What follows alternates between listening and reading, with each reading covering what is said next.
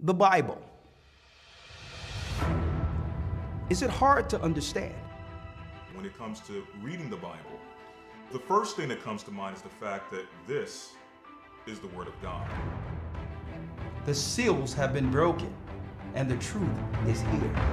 And when we go throughout the scriptures, when we go throughout extra biblical records, we find that the language that God employed, that He used to create the heavens and the earth, was the Hebrew language. Christ said, I came for the lost sheep of the house of Israel. But yet no one, no religious leader, no religious church out there anywhere can now identify the 12 tribes of Israel. Can we?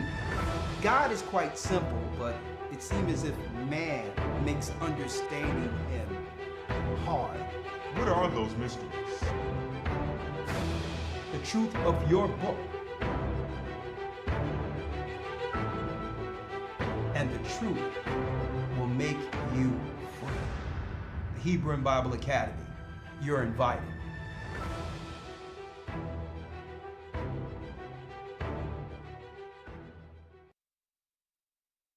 Come on, brothers and sisters, y'all know what to do. Hit the like button. Let's go.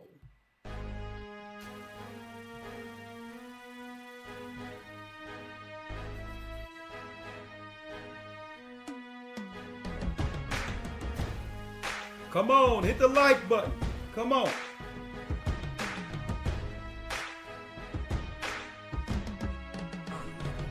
Yo, I've been living at the bottom with my hand on your ear. When I want strong enough to put my hand on your ear. And nobody knows me better than my nostrils. So when I say something, boy, best believe I prosper. Ariaga Ball came and caught him off a girl while you was drunk off of alcohol, partying like a star. That money tree scared cause he saw me with a star. Standing tall, time to cut you down. Sorry, I'm in charge. You messing with the line rat. This ain't no skater cat. Trying to catch me unexpected, baby. I'm expecting that. Bet you that you don't wanna come down to my level. I'ma humble you. One you I'm walking around with a shovel. You don't regard the floor, probably why they wanna jack you. They tired of bird feet, scraps. Come on, hit the like button. Come on in. You would think that this fool's fine. Now you're traveling the space to go and still a moonshine. But I'ma bring you down. Shining for a while, living above the clouds. But I'ma bring you down.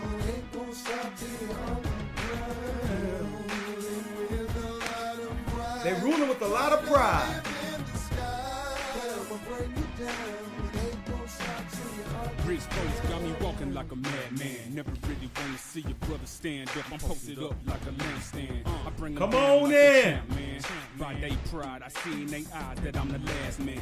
I bring them down like the two twin towers. Run up on and introduce you to my two twin powers. Walking through the valley of the shadow of death. Worst enemies, my enemies, so I Come do that to on. myself. Y'all made me this way. Today is this day. That nobody gon' stop me, y'all disabled this. Get it, day. Malak. The Queen of Babylon don't wanna play with this. A King Kong ready for war, you ain't gon' make an escape. Equip banana clip lasers, tasers, but just wait. I get revenge at the end, so you making a mistake. Strap tails, prepared and heavy, ready for that day. Checkmate anybody that wanna step in my way, cuz. shining for a while. Hit the like button. Living above the clouds. But I'ma bring you down. Ain't gonna stop till you're on the ground. Ruling with a lot of pride. Trying to live in the sky. But I'ma bring you down. Ain't gonna stop till you're on the ground. That's right. The Most High is going to bring them down. He ain't going to stop until they're underground. Warning to the stars. What a perfect introduction for this broadcast this evening. That's right. What is the United States doing? What are their plans for outer space? Well, if you don't know, this night, this broadcast is where everyone needs to be. What is the United States doing out in outer space while distracting the world by sleight of hand? Oh, we're going to go into it tonight, folks. Do we have some news as well as some scriptures for you this evening breaking this down? It'll shock some of you. Some of you will realize we've been talking about this for a long time, brothers and sisters. And yes, we are here. Warning to the stars, those who are going to the stars. That's the song, okay?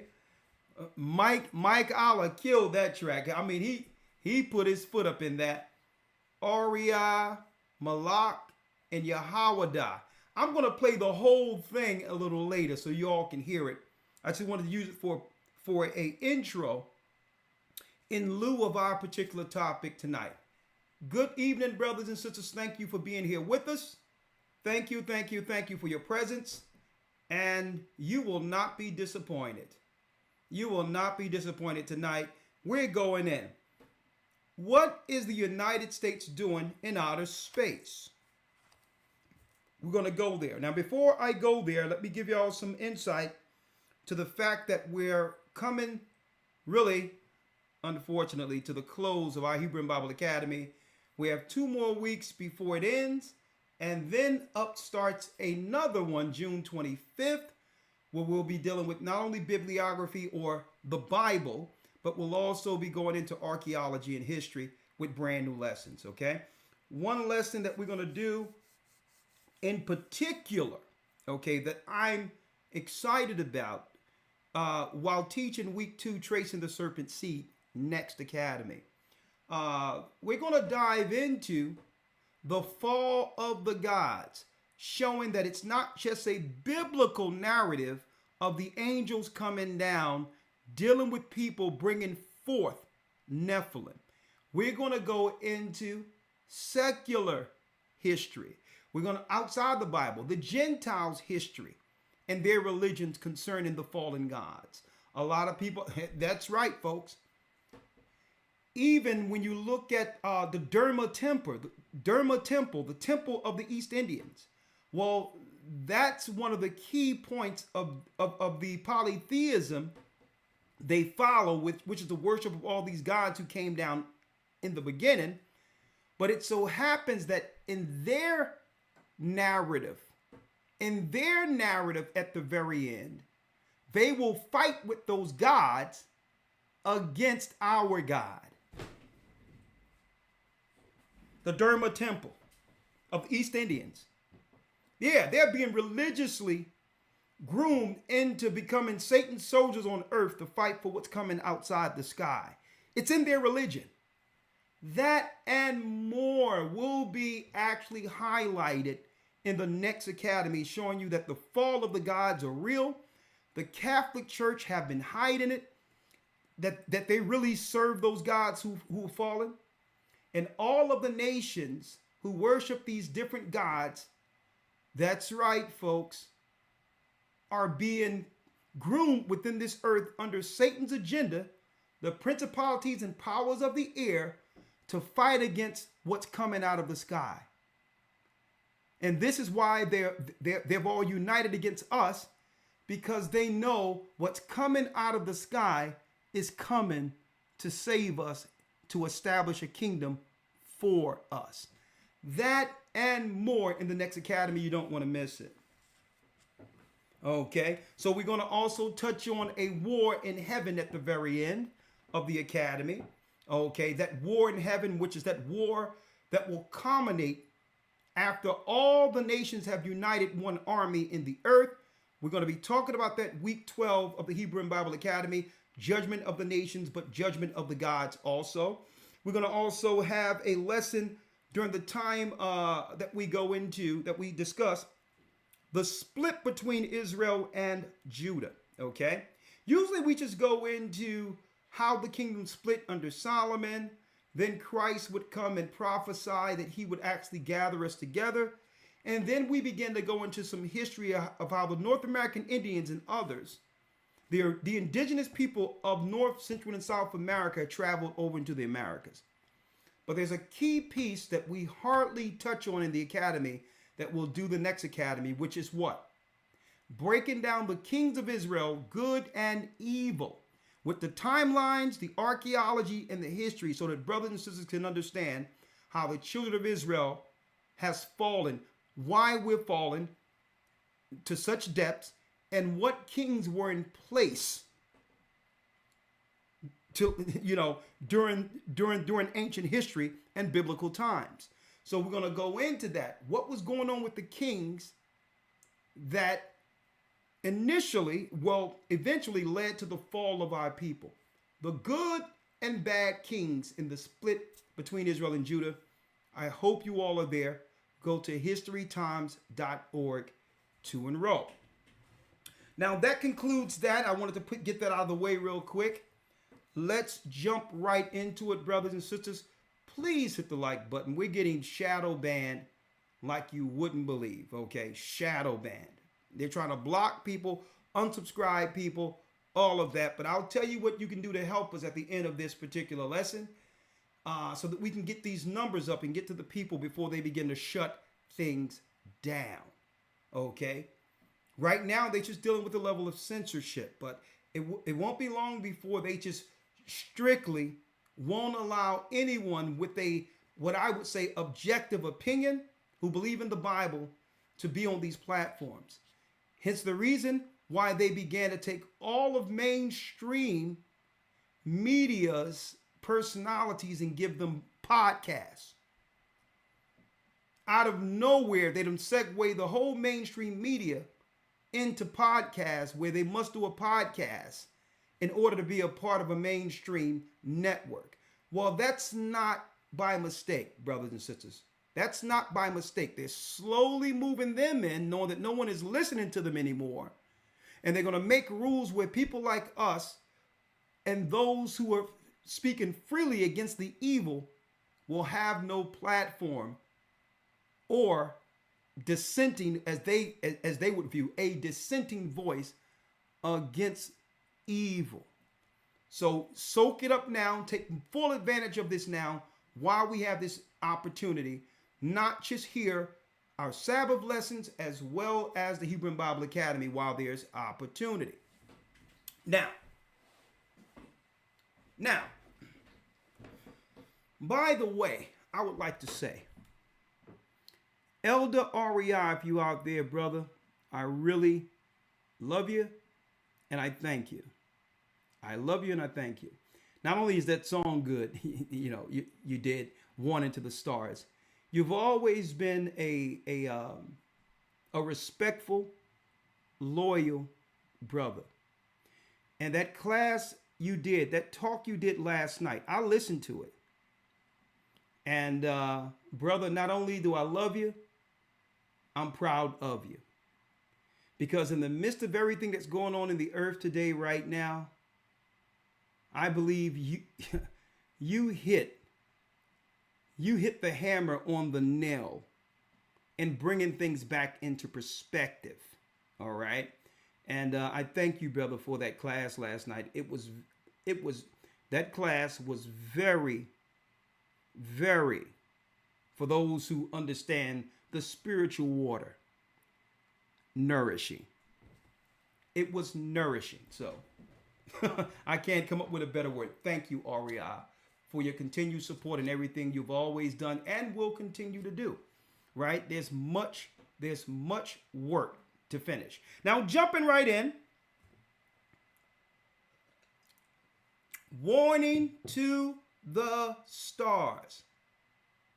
One other thing I would like to talk about, and I'm going to bring Elder Lawyer in for this. Right? I told everybody when they were during 20 and 2021 that when the whole world was lockstep into getting everyone under some medical procedure, that after this, we're going to see anomalous, unexplained criminality, mental behavior, as well as unexplained crimes and murders. I told people, whoever fall under Satan's vibration to be controlled by the principalities of the power of the air will be controlled, and then we'll begin to see people act out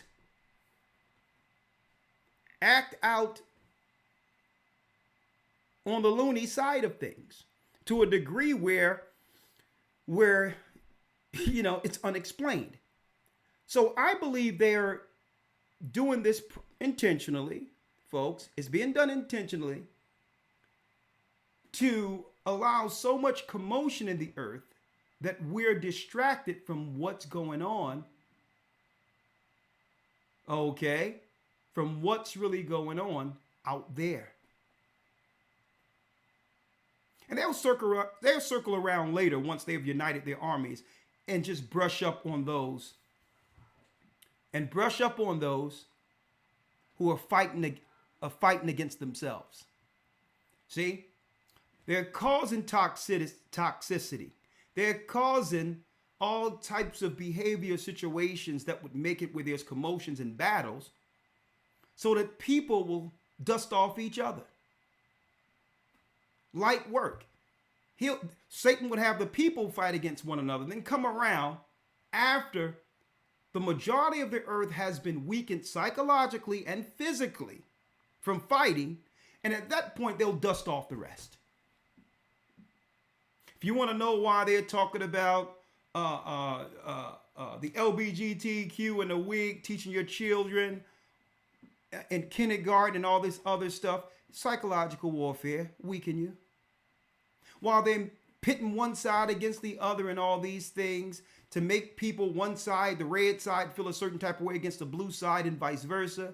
It's to do what? To have civilians of the earth fight one another and weaken you. Even in the midst of people bringing out innuendo, one-sided accounts to try to indirectly attack the church, including myself. But if you notice that I don't deal with any level of retaliation because I understand what people are being drawn into, because I said it years ago that this is where we would be. Emotions heightened and people would be battling against each other, nonsense for no reason, not following any scripture, triggered, impulsive, being drawn in to be drawn out into a battle they'll lose. So if I said it that it would happen and we're living in that time now, now they have let people outside. The news told you can go outside. Why would I get drawn into a provocation that I talked about would happen in the earth a couple of years ago? The earth has gone mad. Okay? The earth is gone mad, and guess what? If you're easily triggered, impulsive, and don't follow scriptures where it says, before two or more witnesses, let all things be established. And if you don't check and verify first and get drawn out, then guess what? If you're drawn out, people will see, and it'll be revealed, the spirit that was hidden. Because if you follow scripture and protocol, right? You follow scripture and protocol, there'll be no issue there. Hold on.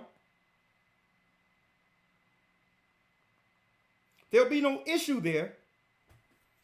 And you'll be found innocent before getting impulsive and putting yourself out there. Looking bad. Impulsive looking bad because you heard something and jumped out with it unverified. I told people, folks, years ago when they let people back outside, we're going to witness what? We're going to witness chaos. Okay? And I would be a fool falling for things that I said, falling into the commotion that I talked about in our lesson during 2020 and 2021, the calm before the storm. I knew when they started letting people out, people were going to go buck wild. So I'll be a fool to jump into a fray with anyone, knowing that this is the groundwork. This is the groundwork that leads to commotion that Satan created. Right? Chaos is the word. You're right. So now, speaking of chaos, emails came and someone shot me the video during the time of the academy. And it showed a commotion between, I think, Israelite United in Christ and the Israeli School of UPK, or Church of UPK, whichever name YAHAYAH have taken on from the past schools that no longer exist. And it didn't exist. It was totally done until it was resurfaced under YAHAYAH. So I think it's Israeli School of UPK. I might be mistaken. I don't know. As far as I'm concerned, before YouTube, all of that was finished and resurfaced after YouTube. But anyway, I'm talking about in particular when it comes to national notoriety like we see today. So it was sent to me about what in Kansas City, how there was commotions between two separate groups who believe supposedly in the same God and understand they're Israelites. And some people wanted me to make a comment on it, right? But the only comment I have is these particular scriptures. First and foremost, a nation divided against itself cannot stand. That's what Christ stated, right? But all in all, there's a message, a general message that we can all take, we can all learn from and move forward carefully in understanding. And that's the only thing I'm going to speak about that particular instance. It so happens that for those who didn't know this, brothers and sisters, last Tuesday in our weekly elders meeting, I told Elder Lawyer and I said, listen, make sure we make an announcement. Make sure we make an announcement for all those of the Gathering of Christ Church who teach on the street to be careful. Whether it be government or others, they're seeking a provocation to put a negative spin on Israelites to change laws. I'm like, we're not dealing with no provocations. And if it happens, pack up and leave. That was Tuesday in our meeting. And then on the weekend, I get a video sent that two camps done fought one another. Or one apprehended and held down or detained another, whichever way someone would like to view it or put it. Right? We're in those commotions, folks. I'm not going to get drawn into them. Right? So let's give a biblical perspective to all of this real quick, and then we'll dive into the broadcast. Elder Lawyer. Yes, sir. Shalom. Shalom, Elder Lawyer. Shalom. Okay, real quick, there's two scriptures I want to pull out strictly because people are asking about this thing, and I'm going to just deal with it. Let's go to Romans 13 and 11 real quick.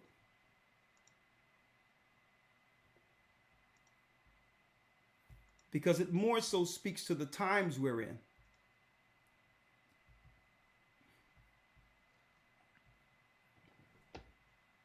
It more so speaks to the times we're in and how we are to operate circumspectly with these spirits antagonizing and coaxing people into commotions, like I've mentioned last Sabbath. One of the signs written of in 3rd Baruch, or is it 2nd Baruch? But Baruch. 2nd Baruch, yeah. Let's go to Romans 13, Elder Lawyer. What can we learn from this? Yes, sir. And guess what? We're going to spend all of 3 minutes on this. We have a broadcast to do. All right. Let's go to Romans 13. Right? Hold on.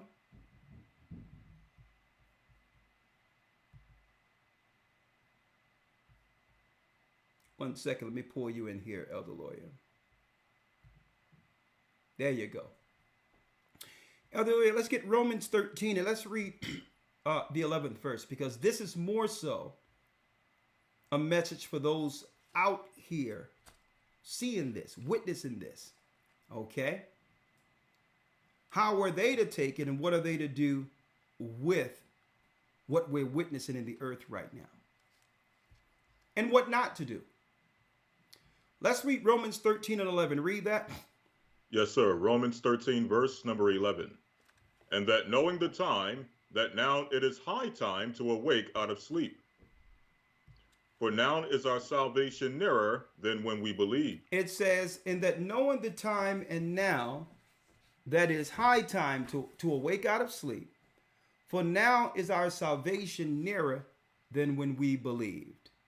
Read. Verse 12. The night is far spent. The night is far spent. The day is at hand. The day is at hand. Read. Let us therefore cast off the works of darkness, and let us put on the armor of light. The armor of light. Now, when a soldier goes out to war, he's shored up. He makes sure he have his shin guards on, his breastplate so that no one can stab him in the heart, his helmet so that if anything happened, it doesn't take away his cognitive ability to escape or to advance. He makes sure before he go out into a fight, he's fully armored with light. Right? You're fully armored with the light. And this has been our theme, light against darkness, for the last 3 months. Okay? And the Holy Spirit give us this understanding on what to go into and what to bring forth in the earth in any particular time, to warn us not to go into the darkness. To when the darkness come, understand that we're the light that shines on the darkness, not the other way around. We're not going to dim our light to become dark, evil, divisive. So we put on the armor of light. How do you fight darkness? I'll tell you how you fight darkness. It happened when I came in this room. I came in the room and I flicked on the light. Right? Let us put on the armor of light. An example I can give you. If you're going to shine a light on anything, the Bible states, before 2 or more witnesses, let all things be established. Anything outside of that is darkness. 13, Elder Lawyer. Yes, sir. Verse 13. Let us walk honestly as in the day, and not in rioting. Not in what? Not in rioting. Not in rioting. Now let's get that real quick. In the Greek, not in rioting. Rioting. A carousel, as if a letting loose, revelings, rioting. It breaks down, it goes right into to commotions. We should understand Satan is trying to lure us in to these commotions. And what? Let us walk honestly as in the day, not in rioting and drunkenness. And in drunkenness, getting drunk. Okay? And operating outside of a sober mind. Read. Not in chambering and wantonness. Not in chambering and wantonness. Chambering is hooking up. Bed, chambering. This is why in this world they've allowed OnlyFans and all these other things to become easy accessible to destroy the morality of the country. Read. And wantingness. And wantonness. Wantonness is a spirit of lasciviousness. Also, it goes into causing dissent. Filthy. Read. Not in strife. Not in strife. And envying. And and what? And envying. And envying. Envying others. So it highlights who would be operating in the dark. Cut on the light and walk in to the light. Don't let no one bring you into darkness. And it says, but put ye on the Lord YASHAYA Christ, and make not provisions for the flesh to fulfill the lust thereof. So usually when things like that happens, it becomes a conversation as a form of distraction. Because the Bible states, a matter of fact, Elder Lawyer, let's get it in the book of Proverbs. Yes, sir. I can show you better than I can tell you. Yes, sir. Proverbs 6 and 16. Okay, let me grab it. Let's grab it.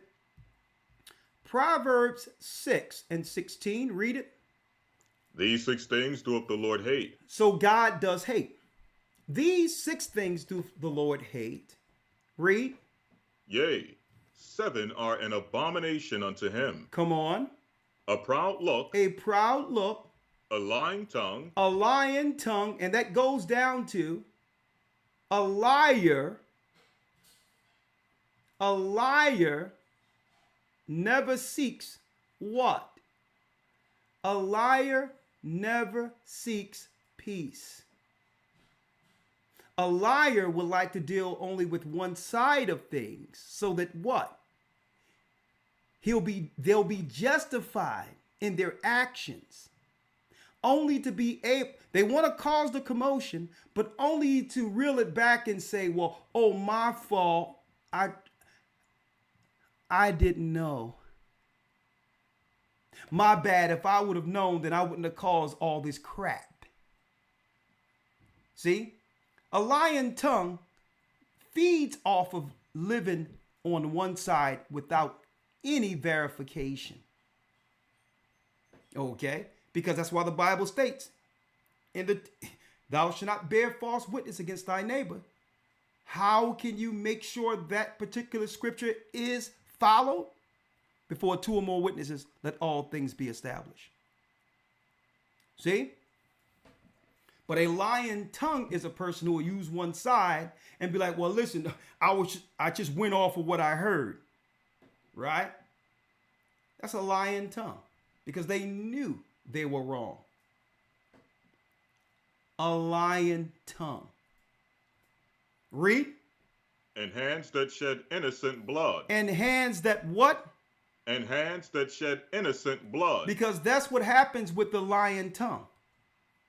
They're seeking to put something out there in the air so that not that they'll do something, but that it will urge someone else to act on their behalf against their enemy.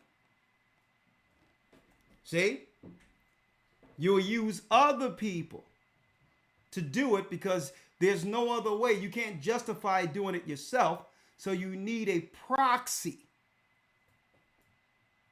to utilize so that blood can be shed. Liars are dangerous. Read. Verse 18. And heart that deviseth wicked imaginations. Read. Feet that be swift in running to mischief. That's important right there, brothers and sisters, in the midst of what's going on with Israelites fighting and all this other stuff. Because immediately it becomes what they call the rumor mill, the tea, and now everyone is talking about it. Feet be swift, running to mischief. And that's why some people be titling their stuff after us and all that to get some views. Because if they think that there's some mischief or some rumor mill or some evil going on, they'll finally get some attention. And this is why I wasn't going to focus on the Israelite battle thing, because everybody run into it, not realizing what's going on in the earth right now. I'm going to show you tonight what the evildoers have been distracting us from.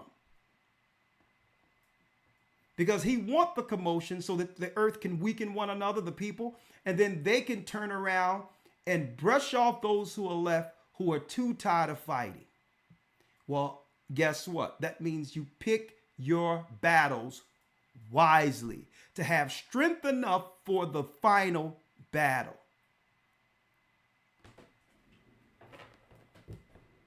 Huh? See? See? There's many battles. There's many battles within a war, but at the end, Christ wins the war. Well, if he can exhaust us, Satan on this earth, psychologically, physically, and otherwise, and make us spiritually exhausted to the point of even giving up, then he don't have to worry about us at the very end with Christ crushing him. So we, children of light, must pick our battles. What? Strategically, and not be swift run into mischief. Run into mischief.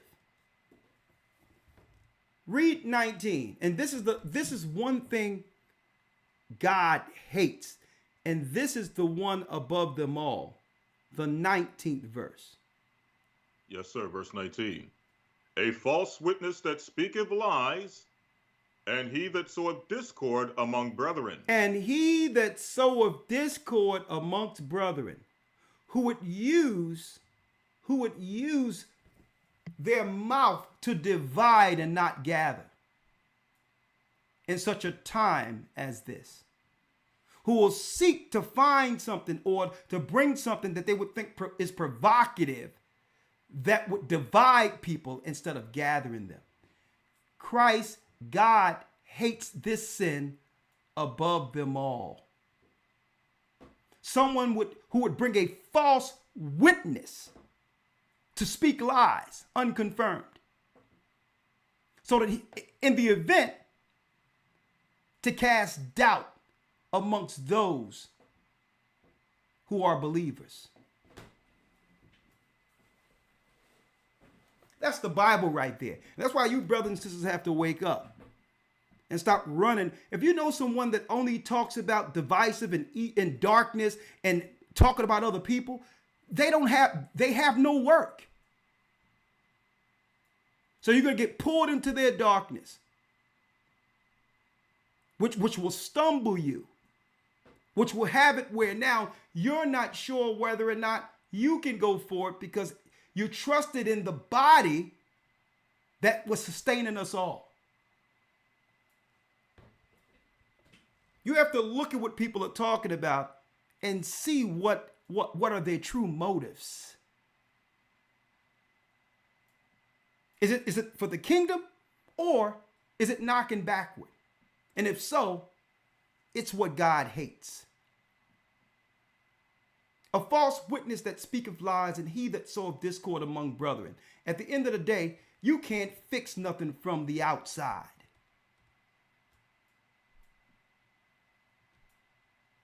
No one can fix anything from the outside. The only thing you can do is sow discord and nitpick and cause division. And I'm putting this out there for you brothers and sisters right now. Stop running the mischief. Stop giving these people their 1 hour or 2 hours of attention, only for them to dwindle back to nothing.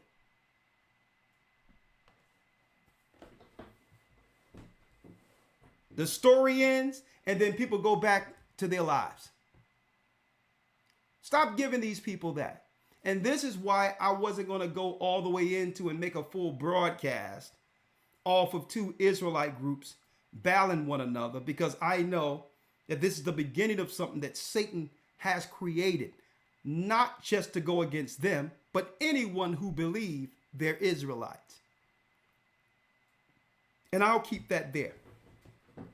Anything you have to say, Elder Lawyer, before I segue into what is the United States planning for outer space? No, sir. No, sir. Let's get into it. Thank you, Elder Lawyer. Let's go. Let's go. Fair use. Fair use. Tell me if you can hear this when it plays, Elder Lawyer. Yes, sir. All right. Fair use. How many of you all remember this?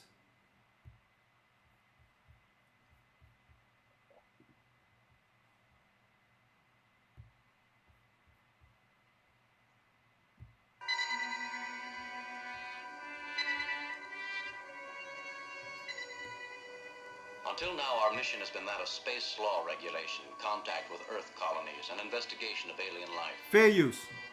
But now, a new task. A probe out into where no man has gone before.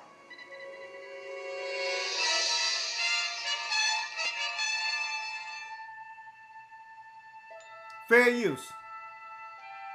Space. The final frontier. These are the voyages of the Starship Enterprise. Its 5-year mission to explore strange new worlds, to seek out new life and new civilizations. Educational use only, fair use. Remember this, folks? To boldly go where no man has gone before. Space, the final frontier. Fair use. These are the continuing voyages of the Starship Enterprise.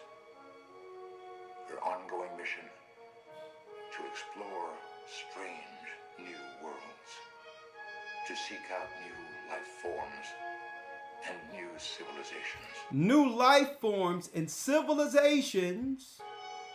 To boldly go where no man has gone before. To boldly go where no man has gone before, brothers and sisters. Gene Roddenberry, a top warlock.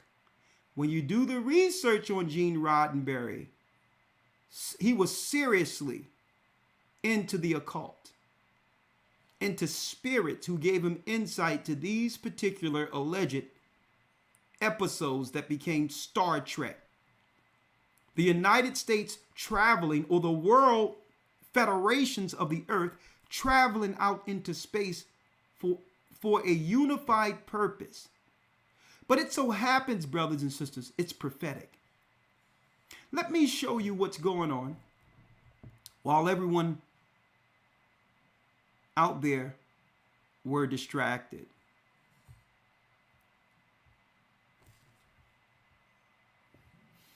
May 24th, 2023 by Scott McFarlane. CBS News. And folks, you noticed last week Satan tried to throw a distraction? And the same time Satan tried to throw a distraction last week, we did a preparation for Patreon. I've told people years ago to make sure in the event of an emergency, an EMT or electric going out, that they are to have, if they can afford, a satellite phone for at least 1 or 2 phone calls that will be needed at that time. So while everyone was dealing with the distraction, I jumped right back in to continue what the Most High called me to do in preparing the people. And look at what happened. Looky here. I've told people years about satellite phones, and look at your government. Ask the question, why are they purchasing these satellite phones? Senators issued satellite phones, offered demonstrations on upgraded security devices. Amid growing concerns of security risks to members of Congress, over 50 senators have been issued satellite phones for emergency communication. Huh? People familiar with the measures told CBS News the devices are part of a series of new security measures being offered to senators by the Senate Sergeant at Arms, who took over shortly after the assault on the United States Capitol January 6th, 2021, excuse me. The satellite phone technology has been offered to all 100 senators. CBS News has learned at least 50 have accepted the phones, which Senate administrative staff recommended senators keep in close proximity during their travels. In testimony before the Senate Appropriations Committee last month, Senate Sergeant at Arms Karen Gibson said satellite communication is being deployed to ensure redundant and secure means of communication during a disruptive event. A disruptive event. So what are they planning? In which they'll be able to communicate while the whole world sits in silence with no technology. I know exactly what's going on, folks. Another event is coming. Gibson said the phones are a security backstop in the case of an emergency that takes our communications in part of America. An emergency that takes out communications, your phones, and part of America. So the disruptive event is what they say they're planning for. In the next paragraph, they state what they're planning for. So the government already has their communication in place. It so happens, all praises be to the Most High, I've been warning people about this well before the cold. To have emergency satellite phones, to make at least 2 or 3 phone calls to make moves. And now, the government have put out in the media that there will be an event that will cut off all communications. Why? Why are they seeking to cut off communications? Well, brothers and sisters, the communications have been used not just on their side, but on our side to come together to realize that they've been playing all of us against one another. See? When they can no longer control the scenario, they shut it down. In part of America, federal funding will pay for the satellite airtime needed to utilize the phone devices. So their communication will be paid by taxpayers' money. A Department of Homeland Security advisory and satellite phones are a tool from responding to and coordinating government services in the case of a man-made or natural disaster that wipes out communication. So, Elder Lawyer, I have more.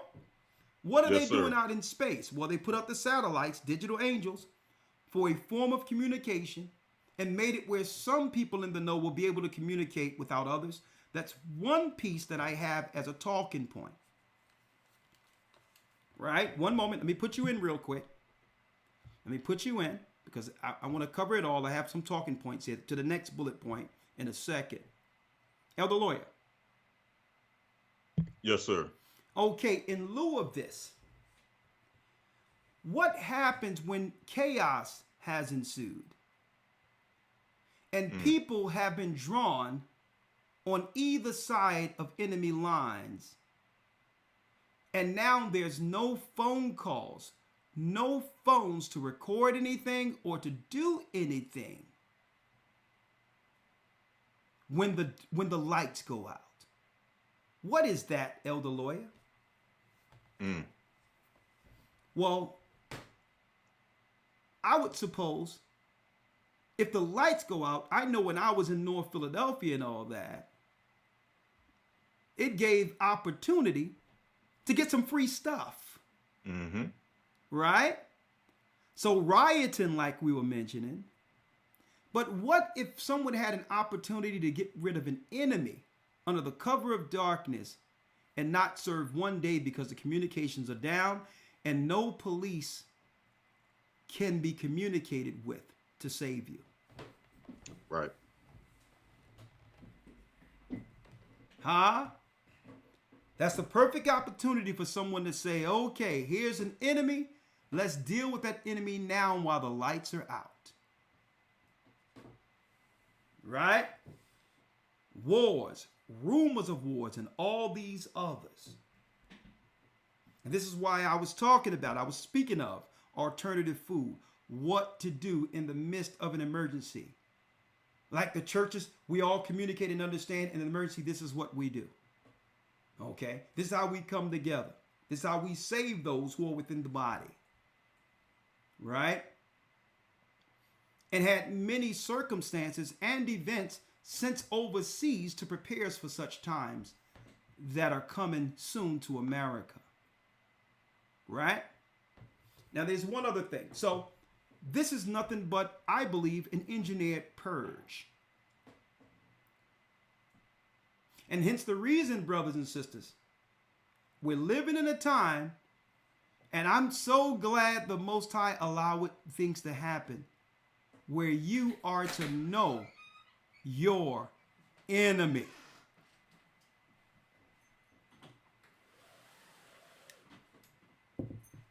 And I'm glad, listen, I'm so glad that anyone that feels any certain type of way show forth themselves who they are. And I'd rather be on the outside of me. Know your enemy. And that also dovetails into our Sabbath lesson, Elder Lawyer. We're going to break down what is casting your pearls to swine. It's going to be cold. This coming Sabbath, it's going to get deep. I thank the Most High that the enemy show who they are before the lights go out, so that we're in preparation and know who to help and who to operate with and who to understand and who to protect ourselves from.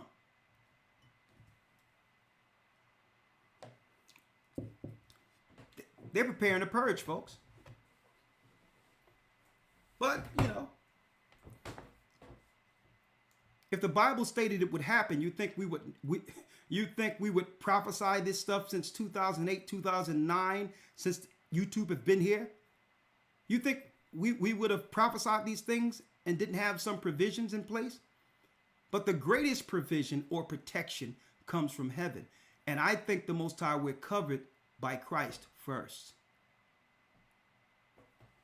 Now, Elder Lawyer, let's jump into it. Yes, sir. Space Force. How many of you, brothers and sisters, ever heard this jingle? Fair use. Fair use.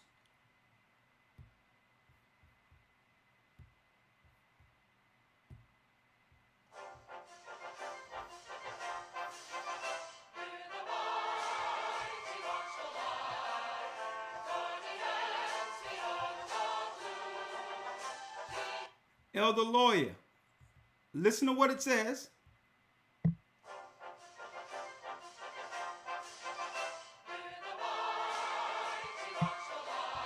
We're the mighty watchful eye, the all-seeing eye. We're the mighty watching eye.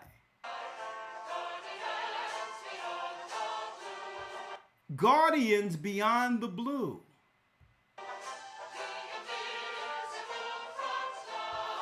The invisible front line.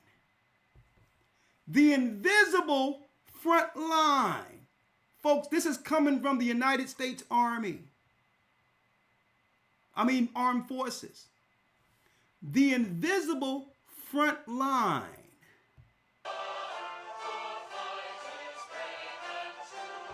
War fighters, brave and true.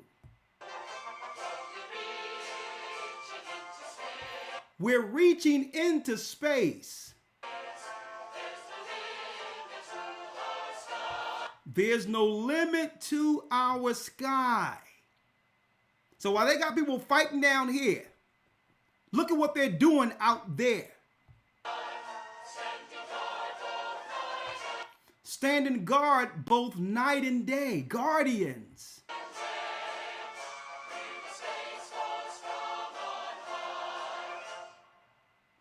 We're the Space Force from on high, Elder Lawyer. The United States Space Force. Boy, do we have a discussion for you this evening.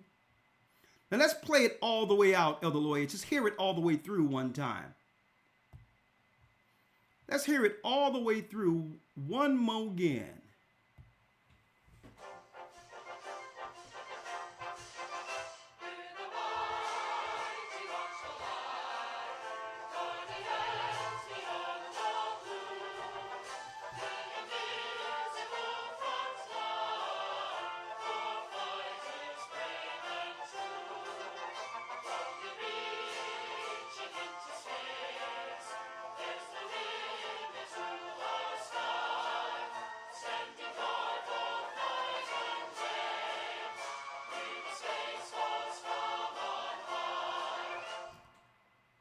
We're the Space Force from on high.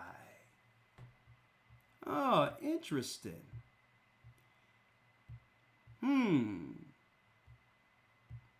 Elder Lawyer, you ever heard that jingle? No, sir. It's the first time I ever heard of it. Hey, let me tell you, Elder Lawyer, listen,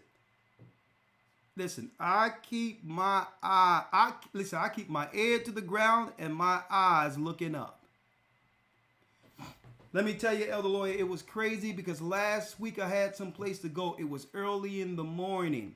4 in the morning, I had to drive 3 hours when I told you to actually do the service. Mm-hmm.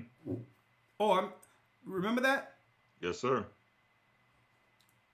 No, a matter of fact, you took off that Sabbath.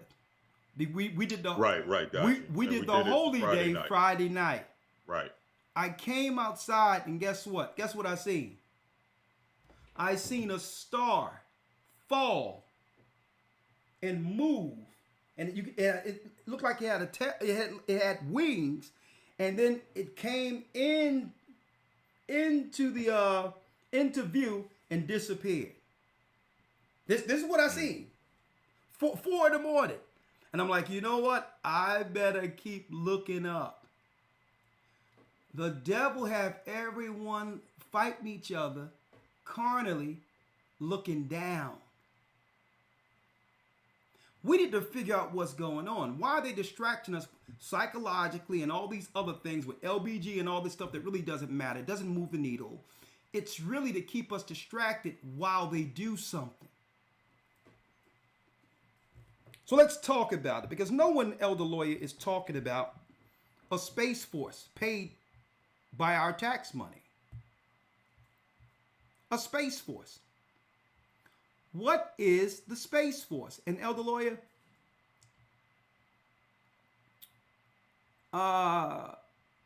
it interests me for the first time when they had the Super Bowl last year, and for the first time they told everybody to give a round of applause for the Space Force. Remember that? Yes, sir. The Space Force. How will the Space Force impact?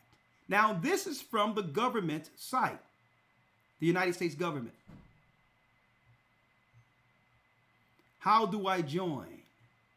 So, I sent it to you, Elder Lawyer, if you can pull it up.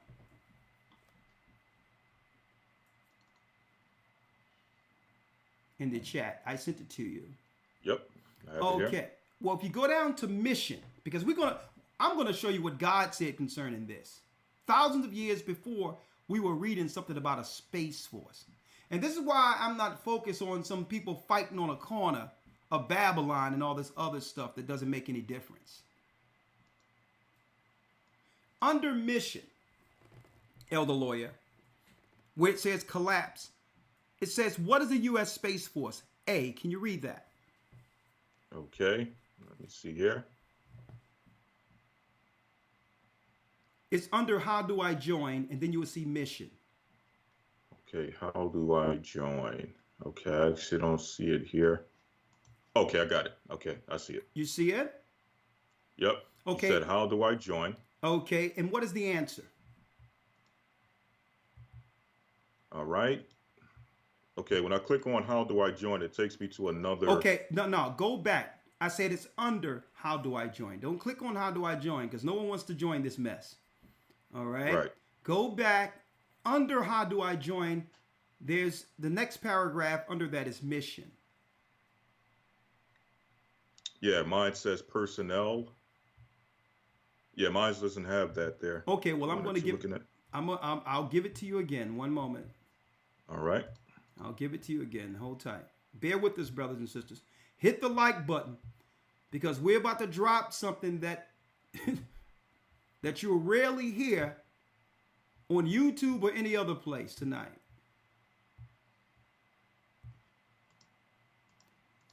You see where it says, what's the Space Force? Yep. Click on that. Yep, I got that. And then mission, and then the first one, what is the U.S. Space Force? What is the U.S. Space Force? All right. The USSF, or the U.S. Space Force, is the newest branch of the armed forces. The newest what? The newest branch of the armed forces. The newest, did y'all know that's a new branch of the armed forces for space folks? Read. It was established December 20th, 2019. Hold up, Elder Lawyer. December 20, 2019. Running into the election. So while everybody else was talking the election and all these others rioting, George Floyd and all this other crap they dealing with down here to distract people, folks, they developed a whole new wing of military, which is prophetic. Read. It was established December 20th, 2019 with enactment of the fiscal year 2020 National Defense Authorization Act, and it will be stood up over the next 18 months. The next 18 months. Elder Lawyer, what was going on during the 18 months? The initiative. Right? Remember that? Right. Project Warp Speed. Get it out to everybody. How is this connected with what's going out in space? Because I told people, if you get the stuff in you, you will be changed. You will be utilized for Satan's army. But that's a whole nother conversation. Next, Elder Lawyer. What is the mission of the United States Space Force? Yes, sir. It says here, the U.S. Space Force is a military service that organizes, trains, and equips space forces in order to protect the U.S. and allied interests in space and to provide space capabilities to joint forces. Read. The USSF responsibilities will include developing Guardians. Guardians, read. Acquiring military space systems, maturing the military doctrine for space power, and organizing space forces to present to our combatant commands. To present to our combatant commands. What is going on here? Why do we need a space force, Elder Lawyer? Space has become essential to our security and prosperity. So much so that we need a branch of our military dedicated to its defense. Just like we have branches of the military dedicated to protecting and securing the air, land, and sea. Unfettered access to space is vital to national defense. Space systems are woven into the fabric of our way of life. Space affects almost every part of our daily lives and is fundamental to our economic system. For example, Satellites not only power GPS technology that we use daily, but allow us to surf the web and call our friends, enable first responders to communicate with each other in times of crisis, timestamp transactions of the world financial market, and even allow us to use credit cards at gas pumps. So this thing is intertwined to everyone's everyday actions through commerce and living. Right? I hope y'all following this, because we told people years ago the military been had the internet.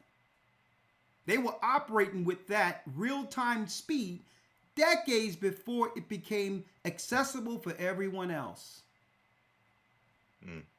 It was to put everyone on their grid under a military watch, an all-seeing eye. Right? But that's not it. Where Space Force headquarters is located, Elder Lawyer? Yes, sir. The USSF, or the U.S. Space Force headquarters and office of the Chief of Space Operations, is located in the Pentagon. In the where? In the Pentagon. In the Pentagon. Every event highlights the Pentagon. Okay, usually where all what? The military minds come together to strategize for the New World Order. The pentagram. Even in 9/11, it just couldn't have happened at the Twin Towers. Something had to be what? Something had to involve the Pentagon or the pentagram during that event, which led to them doing what? Bringing the Middle East on board for the New World Order because they were behind in technology. So that war was needed to speed them up and bring them into Satan's army before they begin to do what? Make their way back here to America and the other Western world countries to bring them down to third world, to force Western countries who are free to their knees to join forces with Satan's army. Man, tell me the Bible isn't real. And if you don't think it's real, all you atheists, agnostics, and unbelievers, stick around. Because there's no other record out there that can explain what we're breaking down right now. And I'm going to break it down, everything you're seeing here, in a couple of minutes. Where will, Elder Lawyer, where will members of Space Force come from? Yes, sir. It says the U.S. Space Force will initially be composed of uniformed and civilian personnel conducting and supporting space operations as part of Air Force Space Command. So it's going to be what? Ununiformed, Elder Lawyer. I mean, it says what? Let me see. Uniformed. Yep. Uniformed and civilian personnel.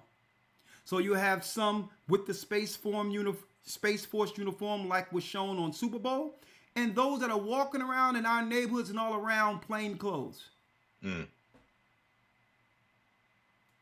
Conducting and supporting space operations. Read.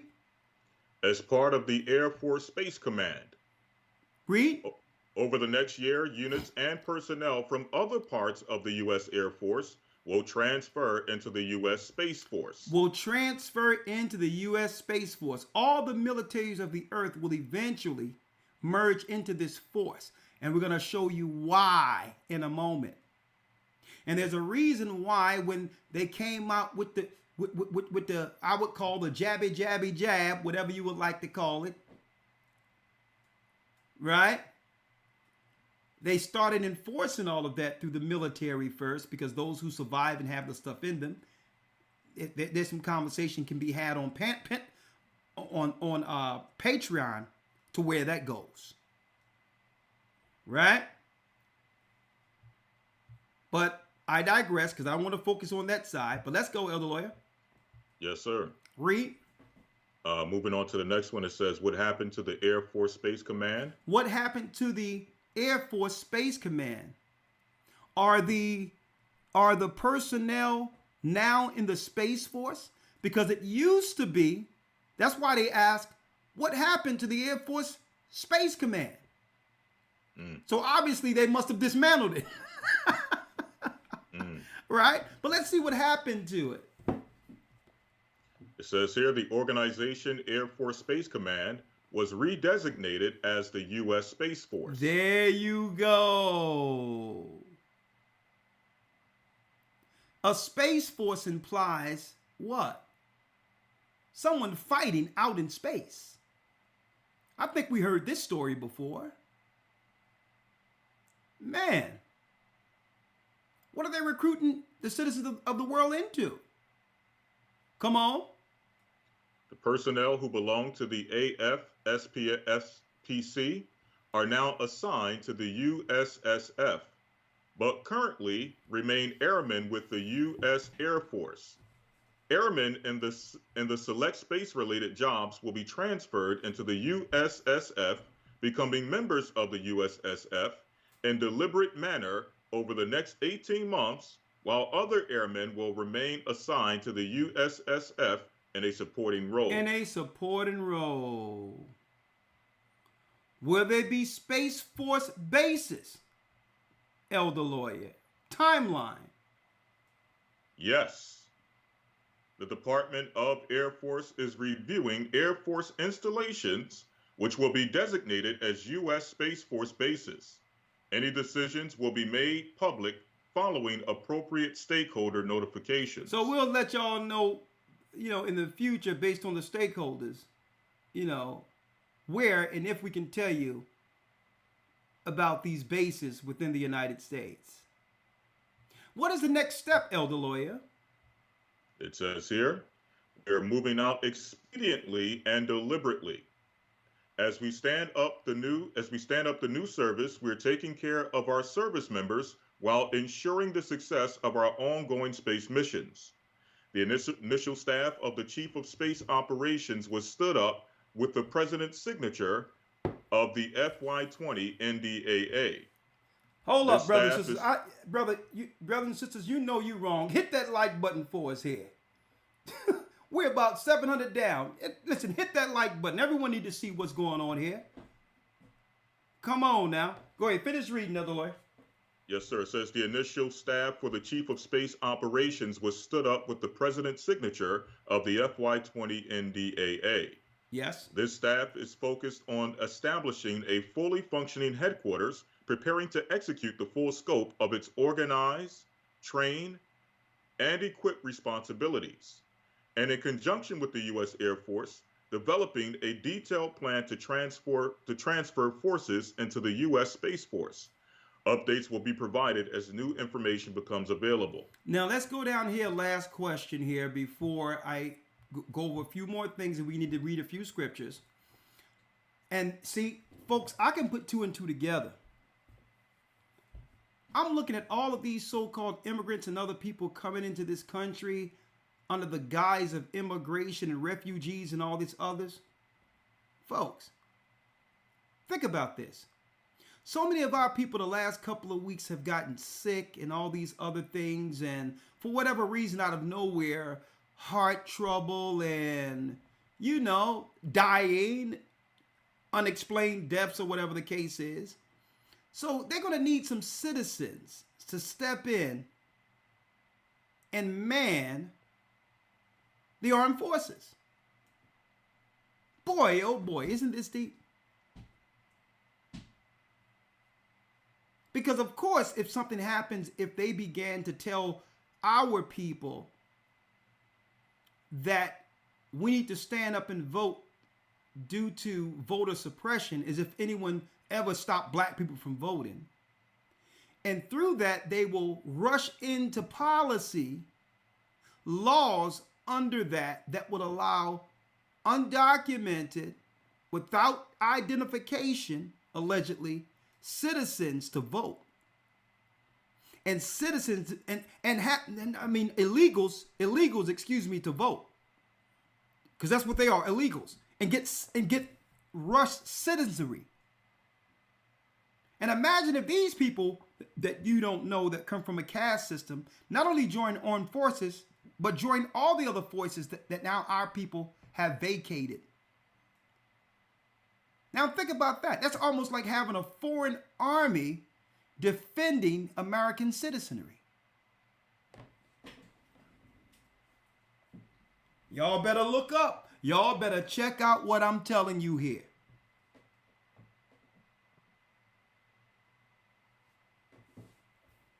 Let's read it.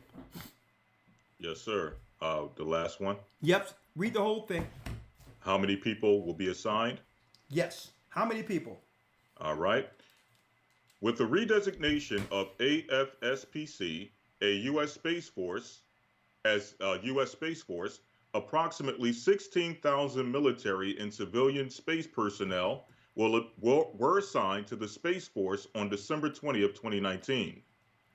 These were assigned personnel are at present time airmen with the U.S. Air Force.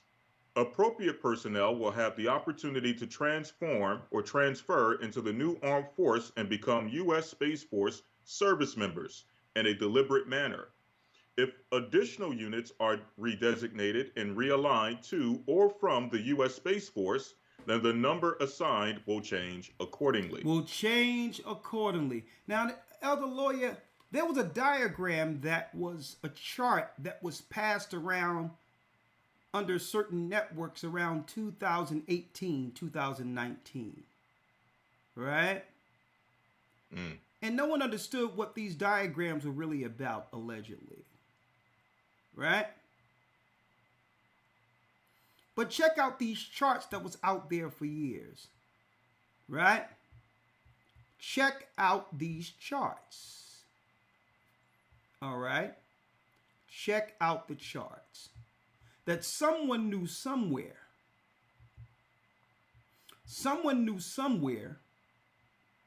that in 2020, right, allegedly, that there would be a green bug for 2020. Yeah, okay, from the World Powers Initiative, right? Like the European or the World Economic Community had these charts, allegedly. 2020, they were looking forward to some green thing like this popping up on our screens. 2021, within those months of the initiative, you would have this popping up on the screen, right? Whatever this is on the string, while the people sitting here, as you can see, comatose, blind, hypnotized by whatever they're showing you. And then 2022, look at this here. That looks like the Ukrainian flag there. And then 2023, Elder Lawyer, the news would transfer or move to unidentified flying objects. At the same time, America is talking about a space force. Are all of these connected? Well, stay tuned. They absolutely are. Going back. And see, folks, y'all gotta let me drop this out here real quick, Elder Lawyer. Brothers and sisters, and I'm talking about since the Most High have given us the truth, bringing forth the name of the Most High, the 12 lost tribes found, baptizing people throughout the four corners of the earth, setting up churches, making refuge for what's to come. Now we're here.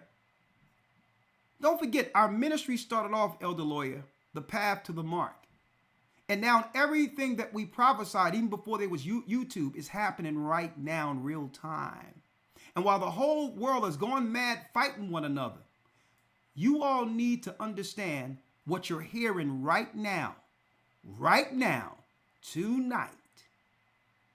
Even if you have to download this to remember it later, when there's no communication in one of these events. Okay? And you'll understand why the devil is angry and continually seek to do what? To divide, destroy, distract, and to attack the work that's coming from this church.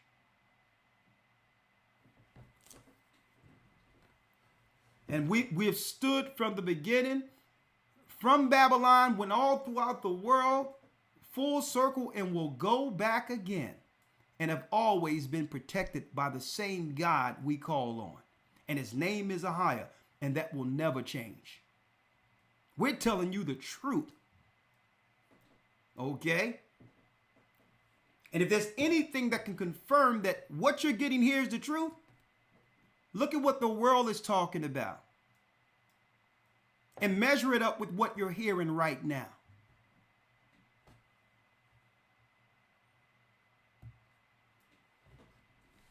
(2020). These charts came out years ago. 2021, the initiative, Project Warp Speed. Project Warp Speed right here. 2022, a war. That's the Ukraine flag, right? I think. And then 2023, we're going to be hearing more so about whether or not there's life in outer space. At the same time, the world powers have put out a jingle talking about the guardians who are in the invisible. That they're going to reveal something this year concerning space. Why there's a need for the world to pay attention to a foreign enemy that's out there in space that may compromise what they would call, what the president would call, whether it be Biden or Trump next, that would cause a national security. That will be the cause of a national security problem. Folks, Elder Lawyer. Yes, sir. Let's get some scriptures. All right. The book of Obadiah.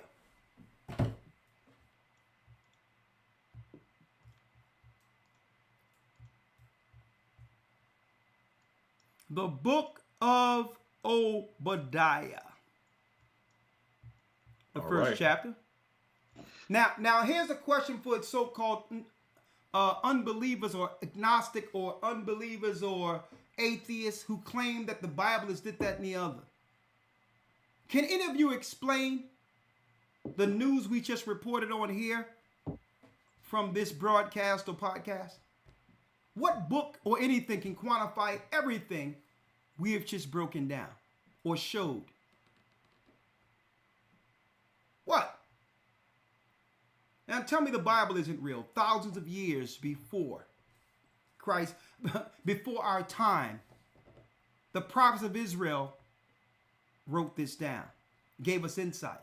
Our forefathers who are Israelites, the prophets, gave us insight to a time we would be living under at the very end. The book of Obadiah, Elder Lawyer, the first verse. Let's read it. Hit that like button, please. Hit that like button. Help us out. Yes, sir. The book of Obadiah, verse number 1. Let's go. The vision of Obadiah, thus saith the Lord God concerning Edom. Concerning who? Concerning Edom. Edom is a so-called European power. European powers. They're not Japheth. We know exactly who they are. We actually know when they went into Europe and took Europe. During the same time, they went into Europe initially, Kittim or Greece. At the same time, we were still living in Egypt. During the time of Joseph's reign, Imhotep's reign. That's when Esau first went into Kittim. Who's Esau? Esau's grandson, Zepho, who eventually became, by the Greeks, under the Greeks' pantheon, Janus. The god Janus is celebrated as a god in Greece till this day. And Janus is really the grandson of Esau, Zepho. The vision of Obadiah, thus saith the Lord God concerning Edom. And if you don't know, get in the academy and figure it out, because we have the history and all the details. We can lay it all out there for you. Esau is the invisible man. Wherever he go, he becomes a chameleon and become the people of the land. This is why some people believe, because Esau conquered the land of Japheth, that they are Japhetic. But they aren't Japhetic. The Chinese people and all others, the Asian people, are Japhetic.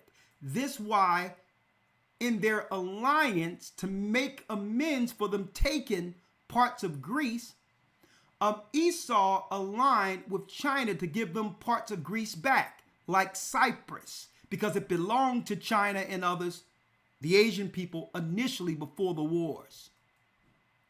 This is why they have to give certain areas back to China, because they took those areas from China. They took Europe from China. And in order for Chinese to help them against us, they had to align themselves together and agree to give some of the land that belonged to Japheth or China back to them. The details you're hearing here, you cannot find anywhere, and I challenge you to find it and find out who in this earth put two and two together. It was in the Bible the whole time. And not only that, I lived in these areas. I've been to the Middle East, lived there. I've been to different parts of Greece, lived there. So I can tell you firsthand. I can even tell you where Esau's grandson is buried, in AHAYAH, Cyprus. Okay? He's buried in AHAYAH, Cyprus. Okay? The vision of Obadiah, thus saith the Lord God concerning Edom. Come on, Elder Lawyer. Yes, sir. We have heard a rumor from the Lord, and an ambassador is sent among the heathen. Arise, arise ye, and let us rise up against her in battle. Come on.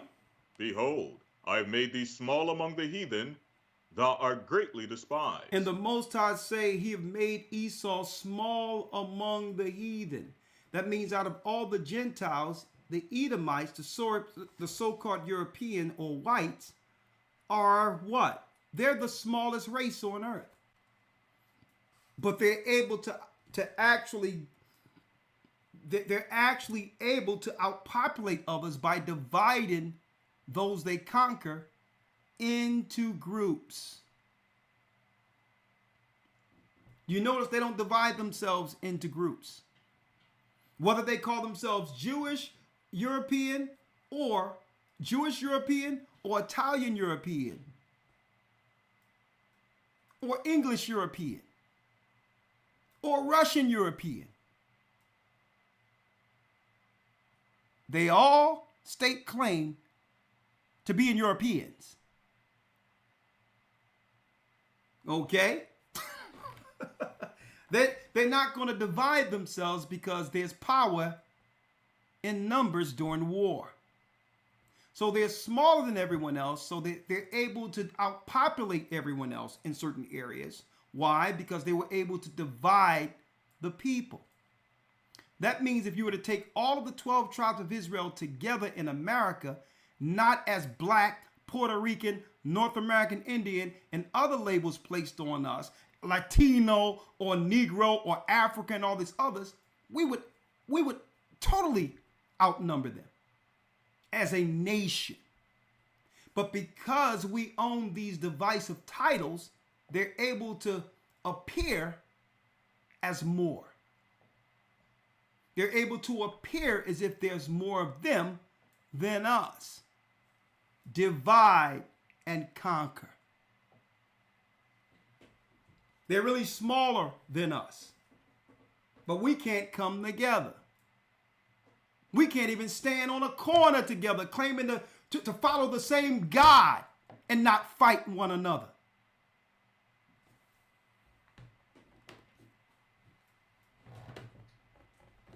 This is why Christ stated, A nation divided against itself cannot stand. Read that part again, Elder Lawyer. Yes, sir. Obadiah 1 verse 2. Behold, I have made thee small among the heathen, thou art greatly despised. He says, I've made you small amongst all of the Gentile nations. Heathen is synonymous to Gentiles. And thou art greatly despised. And the reason why they're despised is why? Our father Isaac blessed them with the sword. They would live and conquer by the sword. So in order to set up any kingdom, they would have to kill to do so. Why? Because Esau was never promised or given any land. He lived in the mountains. Now, obviously, he had to go to the mountains because all of the other children that was in the earth of Ham, Shem, and Japheth had land allocated to them after the flood by our father Noah. But because two people came out of our mother's Rebekah's womb, the promised land could only go to Jacob. So there was no land allotted for Esau. This is why he had to live in the mountains. So people despise him because in order for him to conquer and rule, he had to take land from other people. See? And through time, the nations, even the nations that aligned themselves with him against us, has some low-level resentment for the history of them killing their families in the past. And this is why the Bible states that they are greatly despised. Read. Verse 3. The pride of thine heart have deceived thee, thou that dwellest in the clefts of the rock. Thou that what? Thou that dwellest in the clefts of the rock. In the clefts of the rocks. First in Mount Seir, later in the Caucasus Mountains of Georgia, Russia. Who saith what, Elder Lawyer? Whose habitation is high, that saith in his heart, who shall bring me down to the ground? Come on. Though thou exalt thyself as the eagle. As the eagle. That's right, the bald eagle, an emblem of Rome, as well as, in our present time, America. Though thou exalt thyself as the eagle, read. And though thou set thy nest among the stars. Though thou do what? And though thou set thy nest among the stars. Space Force. The Space Force. They've finally accomplished what they wanted to. The technology to get back out in space through the portals. They found the portals. Around 2012, they found all the gateways within the earth. We taught that in prior academies, okay? A matter of fact, let me pull this up real quick. Read that last piece again, Elder Lawyer. Yes, sir. Verse number 3. The pride of thine heart have deceived thee, thou that dwellest in the clefts of the rock, whose habitation is high, that saith in his heart, who shall bring me down to the ground? Who say in his heart, who shall bring me down to the ground? Who saith in his heart, who shall bring me down to the ground? Right? Though thou exalt thyself as the eagle. Now I need you to go where it says they shall set their nest among the stars again, Elder Lawyer. Yes, sir. Verse 4. Though thou exalt thyself as the eagle, and though thou set thy nest among the stars, thence will I bring thee down, saith the Lord. Thence will I bring thee down, saith the Most High. When you go out in space, I will bring you down. Now, Elder Lawyer, check this out. Fair use. I reported on this years ago, folks. Here's something directly from NASA. For those who believe that the Most High didn't have us through the scriptures, figured all this out to warn the world, not just our people.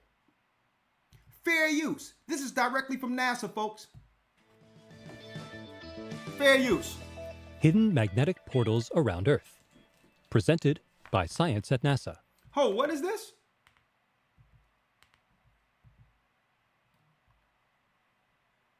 Fair use.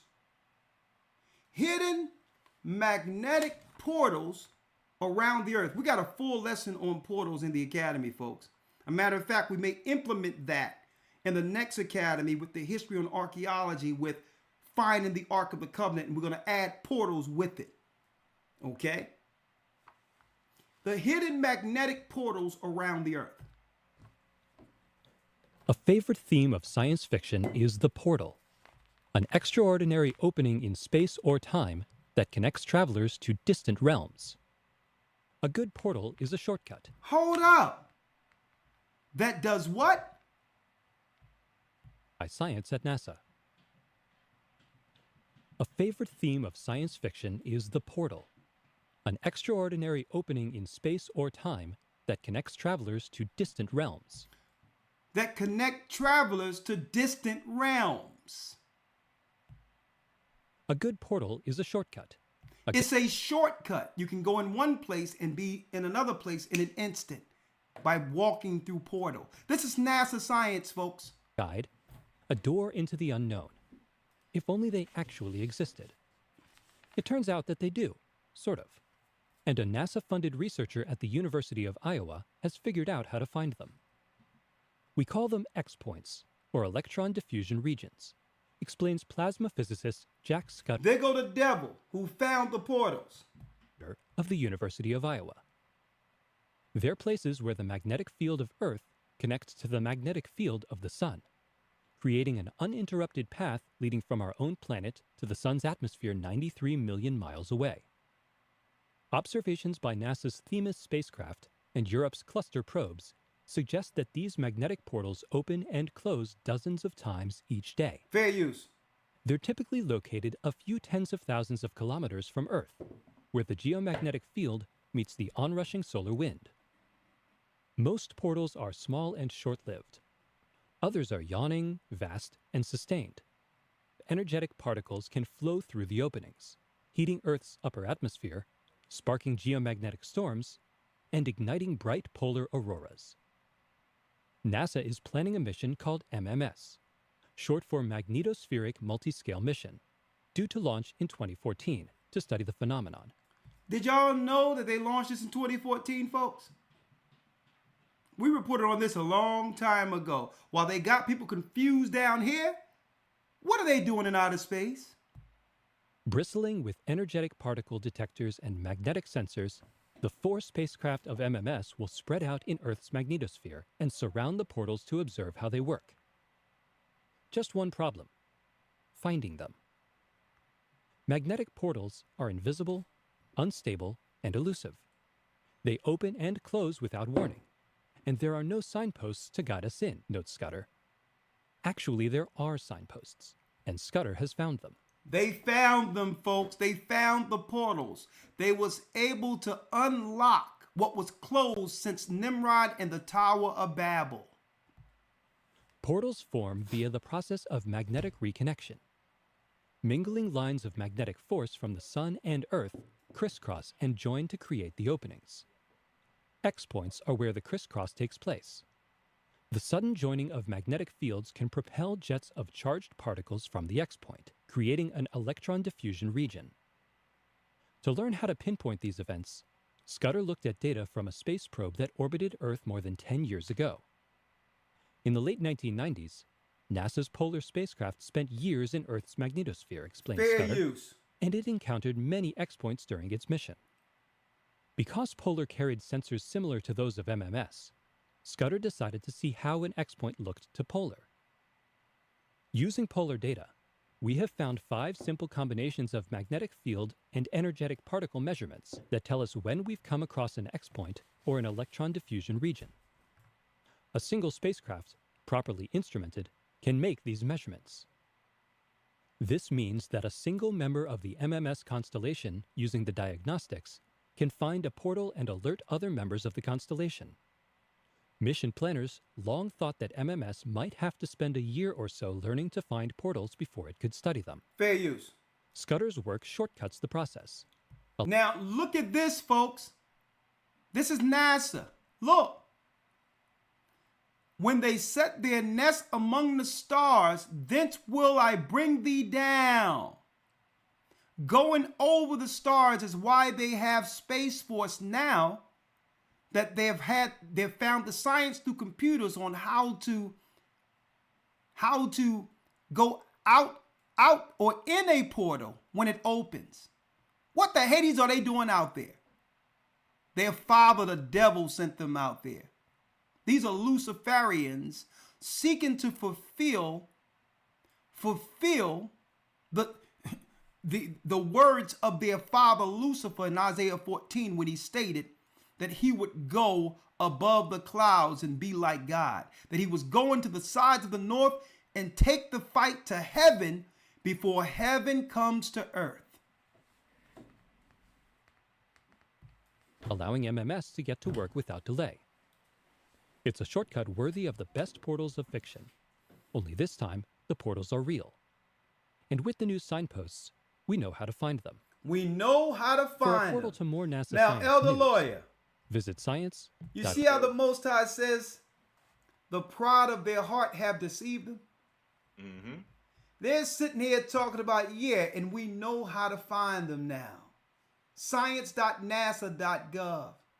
And folks, they're not going to look to try to fight Christ by themselves.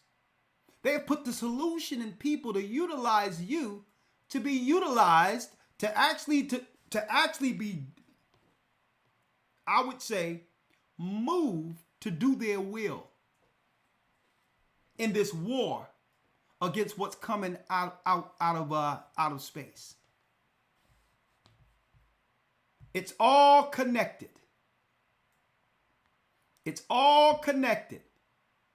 2020, 2021, because we have to get y'all all on board, and right, so that you all have the solution in you to be changed and controlled, mind control. And then afterwards, there you go, 2022 and 2023. Y'all better wake up. Back to the Bible before phone calls.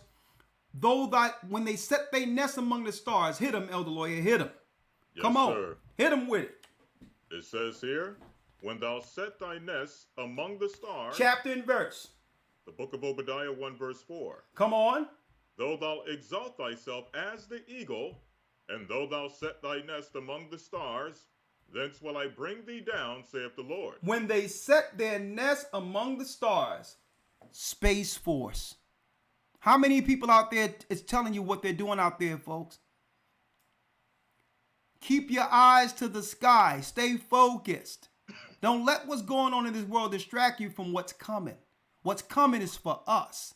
They have built a defense to fight God, to defend and hold on to this little world, because they know after this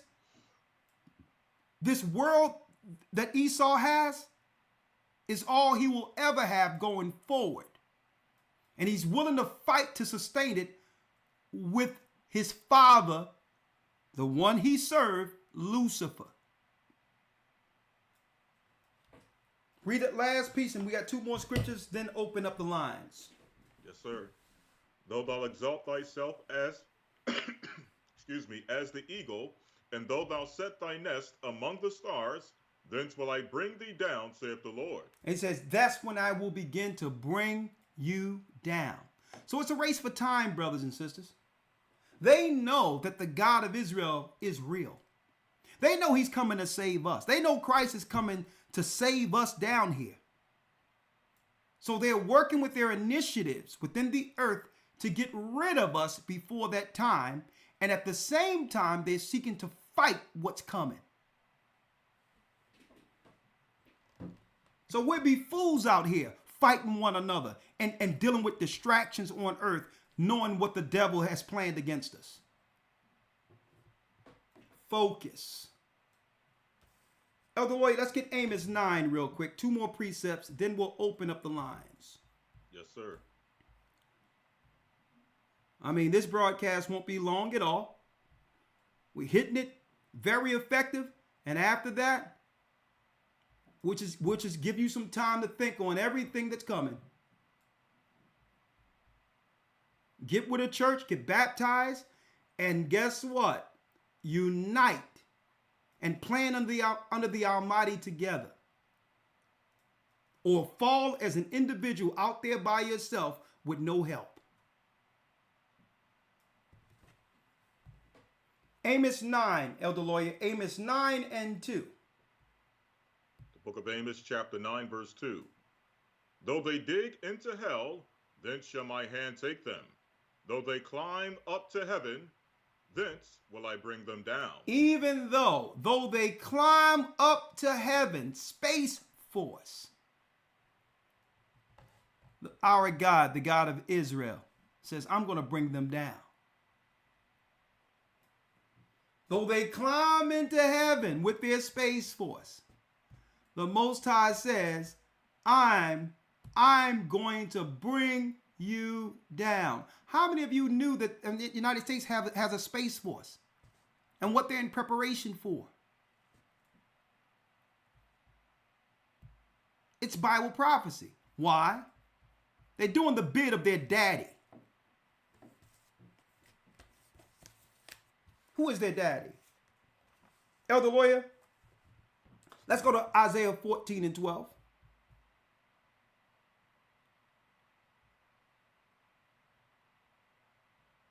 Isaiah 14, verse number 12. Oh, let me get it here.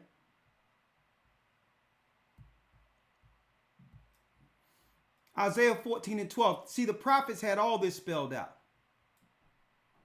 And then we go all the way to the book of Revelation at the end of it, where he says that the beast, which is really the Roman Empire and America intertwined in that empire, at the very end will cut off the money system and administer a form of currency that must be shot into or implemented into a person and planted into people. And once that happens, that will finish what started with preparing your bodies to receive it. See, normally our temple would reject poisons or anything that's counter to what God created.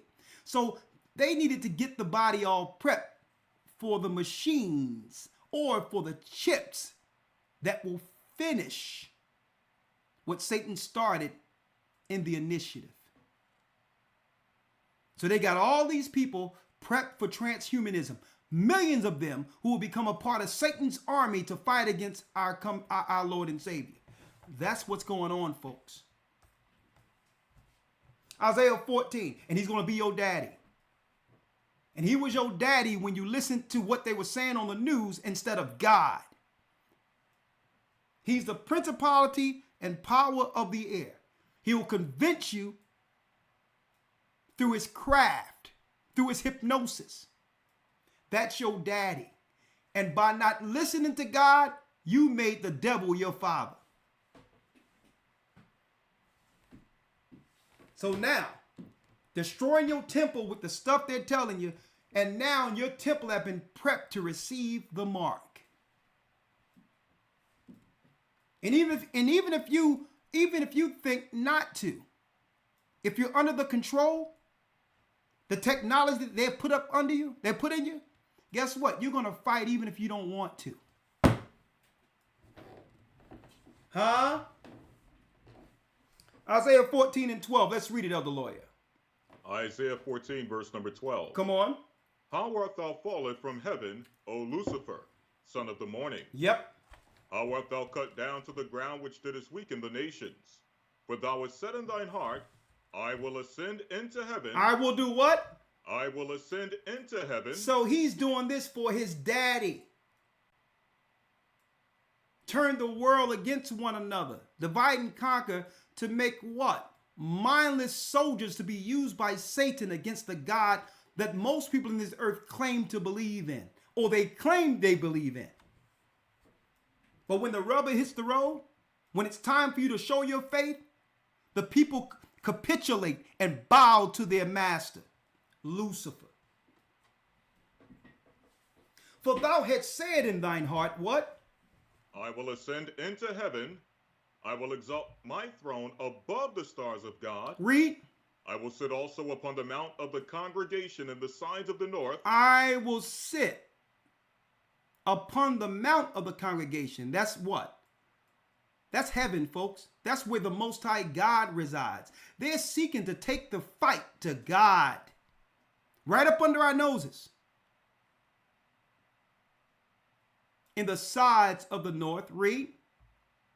I will sit also upon the mount of the congregation in the sides of the north. I will ascend above the heights of the clouds. I will be like the Most High. I will be like the Most High. And this is why they have this little jingle for you. Here it go again. Fair use. And this is coming directly from the United States Space Force.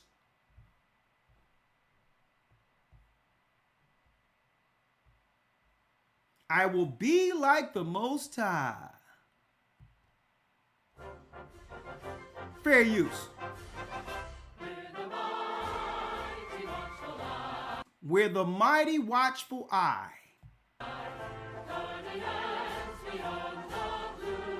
Guardians beyond the blue. The invisible front line. War fighters brave and true. We're reaching into space.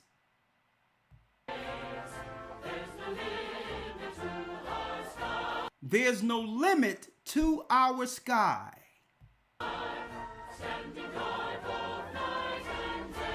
Standing guard both night and day.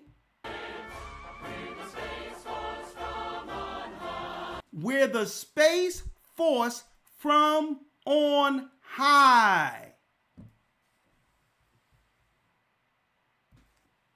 Lucifer said he will go back to where he was hurled and fight. And that's the armies of the earth right now, led by the United States.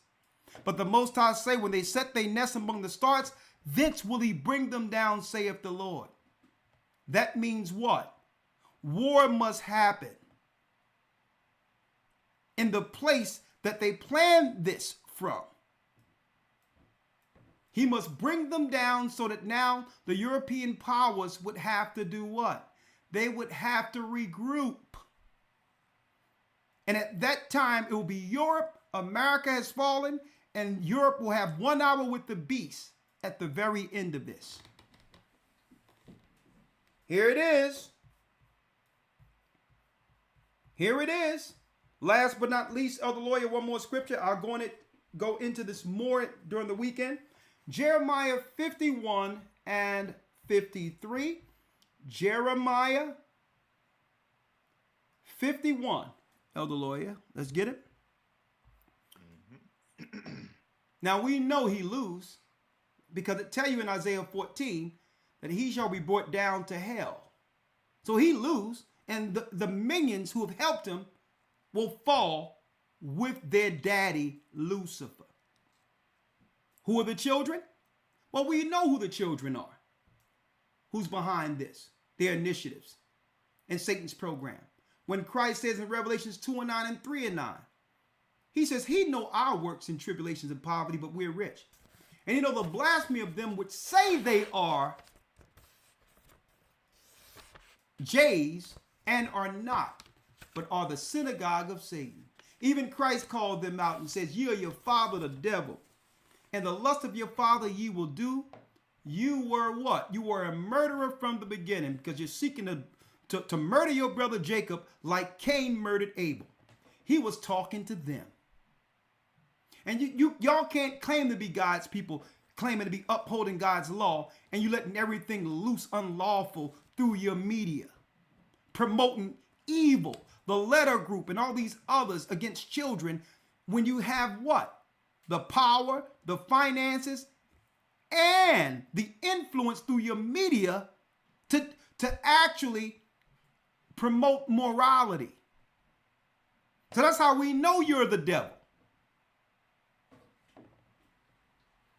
See? That's how we know you're the devil, because you're in power. Right now you have enough influence to influence the earth for good if you were truly God's people following God's law.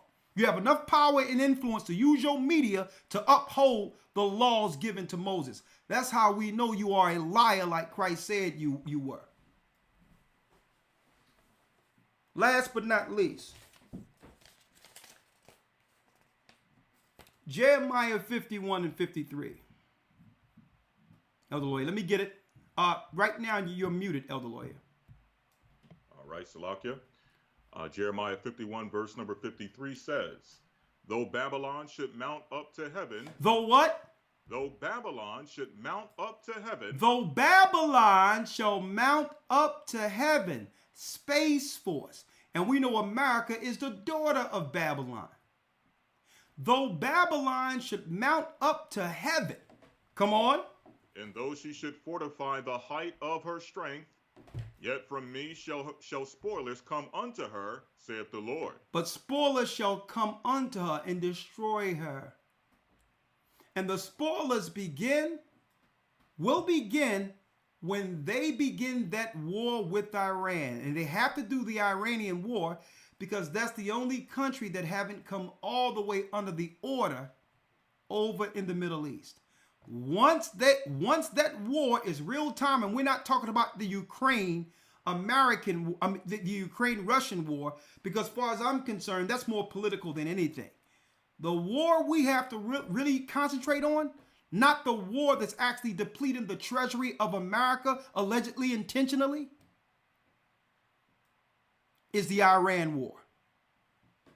Right now, they're just spending money to deplete the funds of the treasury so that they can now claim America is broke, and then they can go into bankrupting the country, okay, and move it into total socialism, claiming that the debt is too high after they've spent all the money that's left. That's the plan to collapse the dollar. And all of these things we're seeing, everything is being spent under Biden, is to do so. The wars that they're talking about with Ukraine and all these others, whatever that is, we need to be more so focused on Iran. Isaiah 13 tells us it's the Medes that switched this whole thing up. The Medes are the Iranians. So stop looking at what's going on with Russia and focus on when they declare war on Iran, everything, guess what? That's when all bets are off, and everything you see in your airports and all that will be for a reason when it comes to security. You heard it here this night. Though Babylon should mount up to heaven, and though she should fortify the height of her, the height of her strength, yet from me shall spoilers come unto her, saith the Lord. Read, Elder Lawyer, 54. Yes, sir. Verse number 54.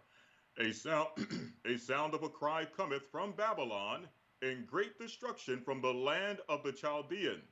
Come on. Because the Lord hath spoiled Babylon and destroyed her out of her the great voice. When her waves do roar like great waters, a noise of their voice is uttered. Read. Because the spoiler is come upon her, even upon Babylon, and her mighty men are taken, every one of their bows is broken.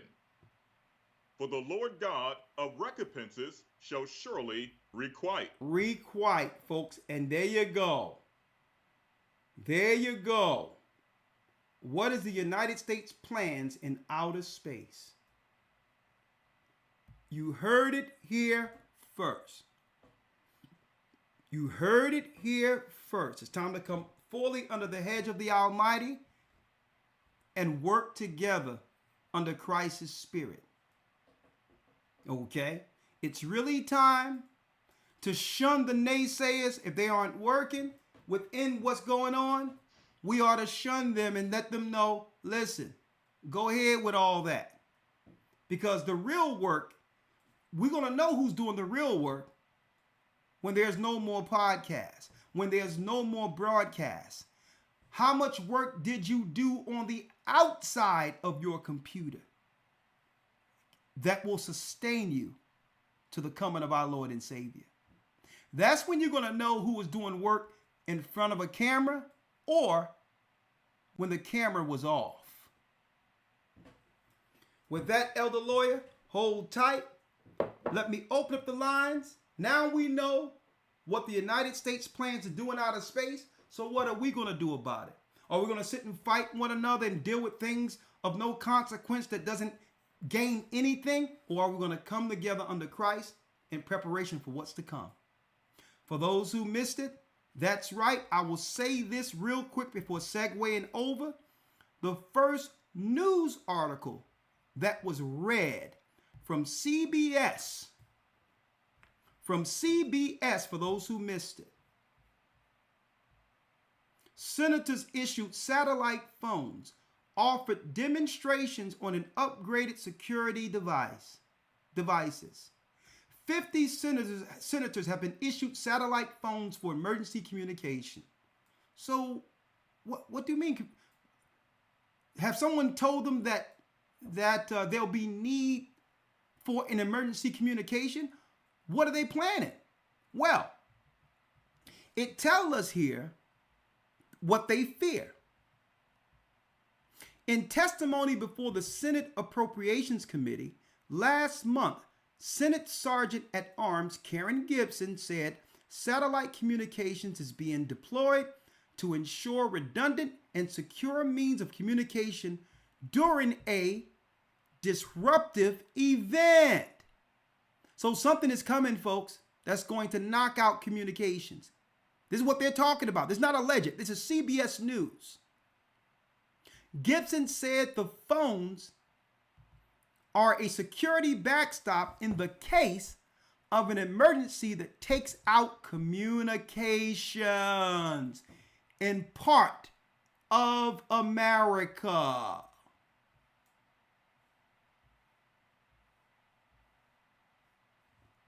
And I told people years ago to get their satellite phones, to be able to make at least 2 to 3 phone calls when they knock out the communication. And you heard that here first. And elder lawyer, like I said, I thank the Most High, and this is why the Bible tell you, you have to know your enemy. When people start showing forth who they are and enemies, it's the Most High doing us a favor so we'll know who is who when the Most High have us as a body all over the earth, circle the wagons to protect what we prepared for our people. I thank the Most High that people can show who they are out front. Because you would rather have enemies on the outside than within, seeking to put a knife in your back.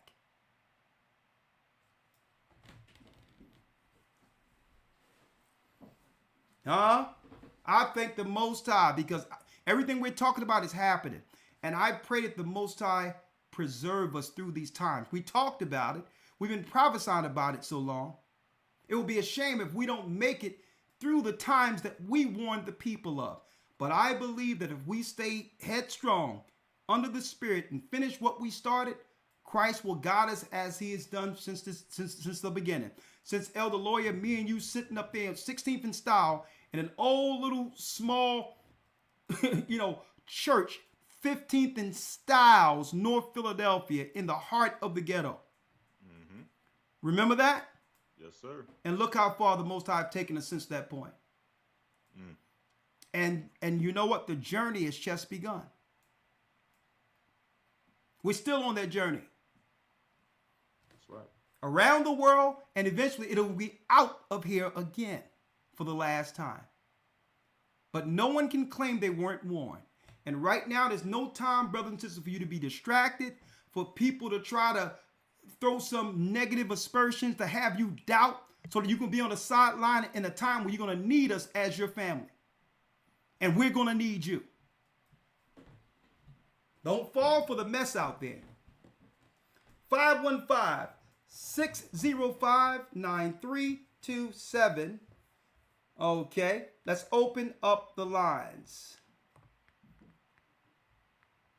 It's time for us to come together in the Spirit of the Almighty. And be sure to be in that academy June 25th, brothers and sisters. I want to tell you this. The fall of the gods will be one of the lessons. A war in heaven at the very end, when we go into the war against when Christ's kingdom comes, the kings of Israel, we're going to drop that down with the split of Israel, breaking down each king to show how we fell to such depths, going into the positives and negatives of our past kings so that we don't make some of the mistakes they did in these times. All right. We're going to talk about that and more in the next academy, highlighting history and archaeology. We'll also go into the European nobility, breaking down and show you beyond any shadow of a doubt. Of course, they're trying to bring it out now, that it was black people we were ruling in Europe. We were ruling in Europe. King James sat on 3 thrones at once, a black man. Scott, Ireland, okay, Great Britain, straight up. So 3 thrones at once, okay, and the Queen of Scott, like they have now, that was a sister. And it wasn't no mixtures of people like we see in the UK today. They were black people against the satanic Roman pagan empire. That and more will be in the next academy. I hope you are a part of it. This academy has been great. We have 2 more weeks. I hope you attend. Go to historytimes.org. All right. So let's now open up the lines real quick. We're not going to be here all night. I hope you've been edified. There's no need in beating a dead horse. Let's talk.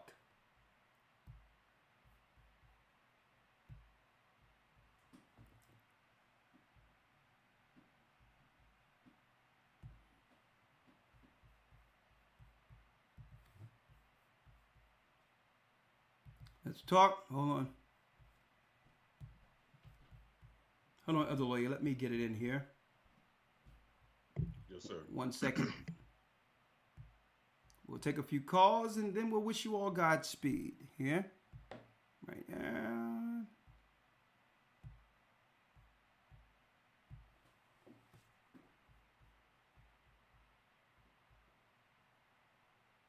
Blog Talk Radio. Welcome to Blog Talk Radio. Please hold and you will be able to listen to the show.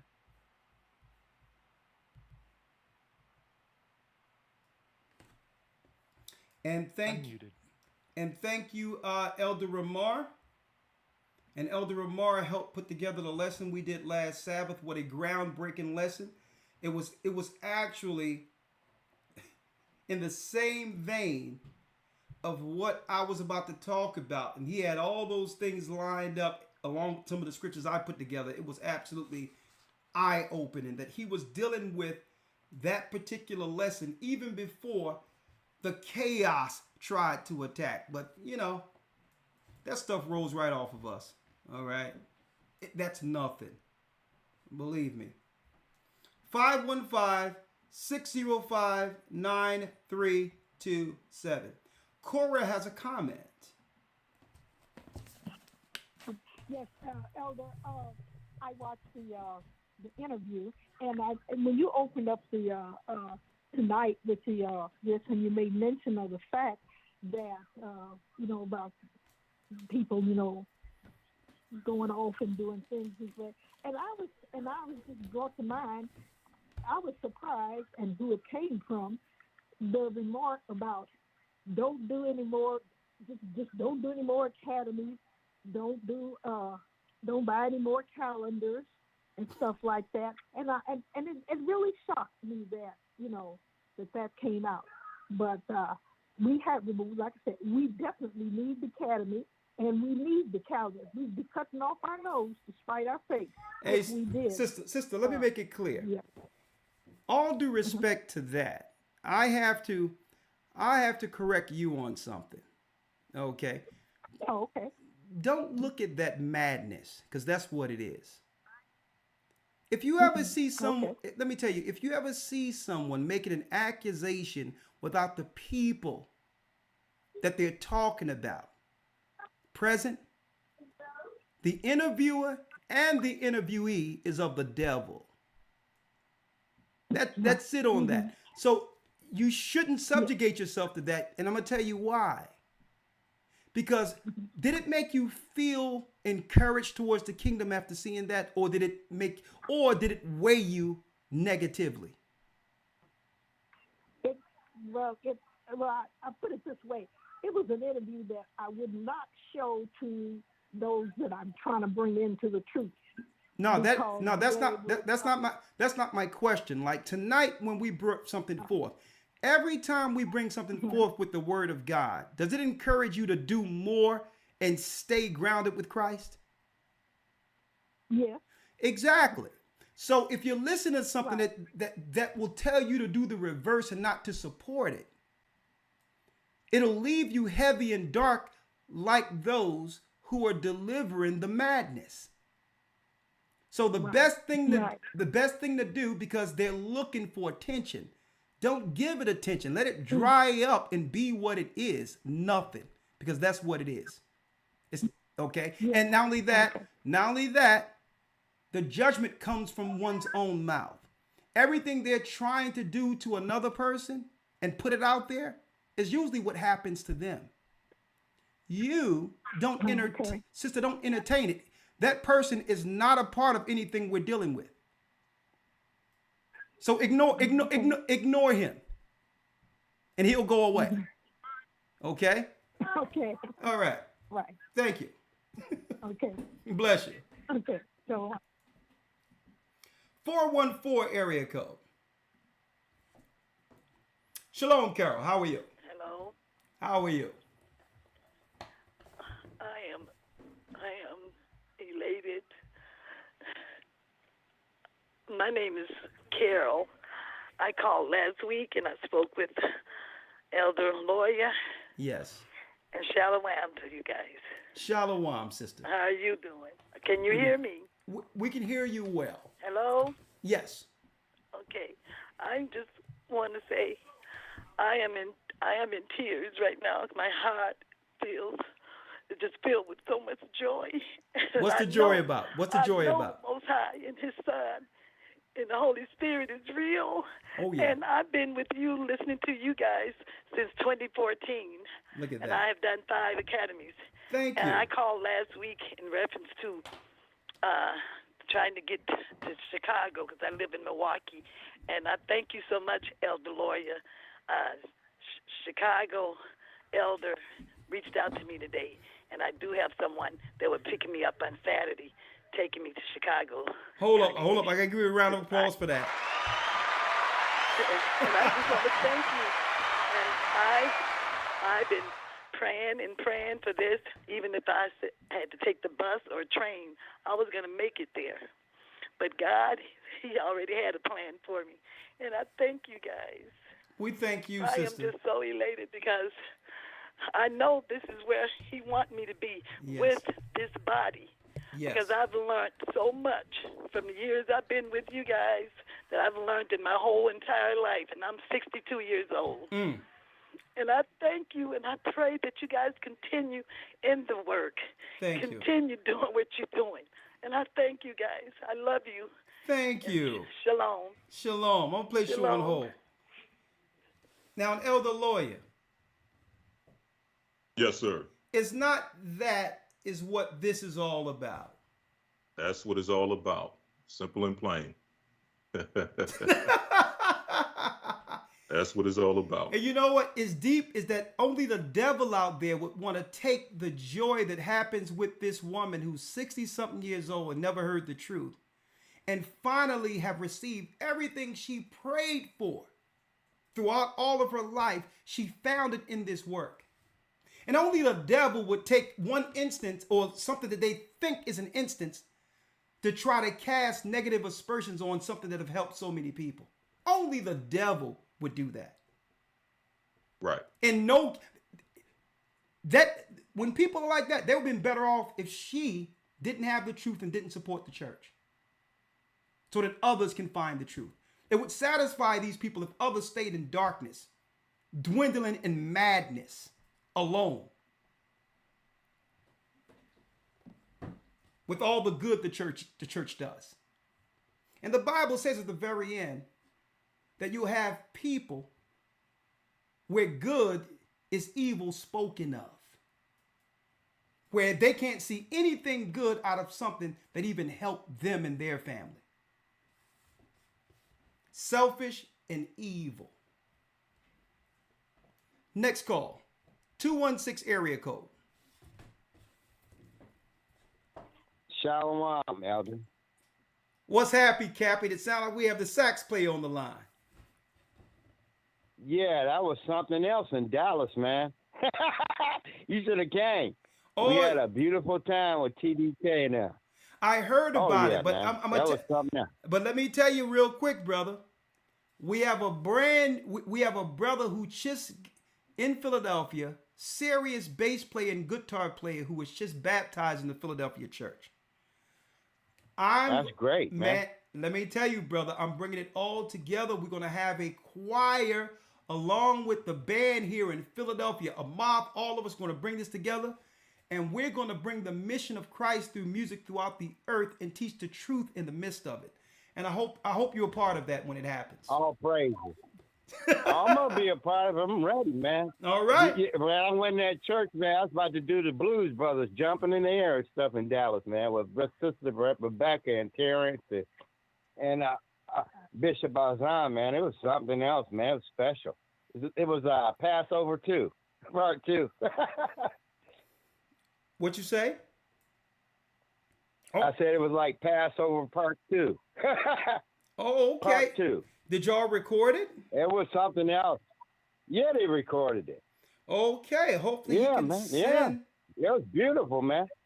It was beautiful. Well, hopefully he can send it to me, right? Oh, just ask him. He's probably listening. Okay. All right. I met Elder Ramar's mother. I met Elder Ramar's mother. Okay. There. She's a beautiful person, you know, and I met a lot of people. It wasn't nothing but a love fest there, man. Them people, that's Southern hospitality, I'm telling you. And that food is better than up north. Yeah. I think I ate some real steak down there. Oh, man. Let me tell you, it's nothing but hospitality. Else. When we go to these churches, my brother, the hospitality and the love of the brethren and sisters is not like anything else. It's off the chain. Yeah. It's off the chain, man. And I'm happy to be doing some stuff, and I heard about Brother Brandon, the one that plays the drums in Philadelphia. He got married. All praises for that, you know. And it's a lot of people. Shahawah is about to have a baby. Steve Diamond, all these people, man, I met them. They was beautiful brothers, man. Beautiful brothers. Okay. All of them. Shadawa. I call him Sally because I can't say his name. You know, we give each other these nicknames because you can't say people's names and stuff. So it's beautiful, man. I had a beautiful time, man. Me and my wife with Dallas Body. Okay. Brother Terrence. It was beautiful. Well, it's beautiful. Well, but I want to make a trip over there to Philly. I want to go to Philly, come back to Philly. This time I ain't going to talk to Sam and I'm over there. Just come over there and see y'all, man. Yeah, brother. Well, I do have I have your number. The other sax player he's really real good. The brother from Jersey. He sent me I did your song. I did your song down there. I did Grover Washington, Mr. Magic. Yeah. Okay. All right. Yeah, I did. All right. So when we come together, I'll send you the video. I'll get it to you. Okay. All right. So make sure you send that to me. I got your number, so I'll call you up. I'll let you know exactly. You could probably transfer it through WeTransfer or Dropbox, so I can get the video in its entirety. Okay. All right, my brother. No problem. All right. Bless you, Blessed my brother. by the best. All right. His name Bless is you AHAYAH. too.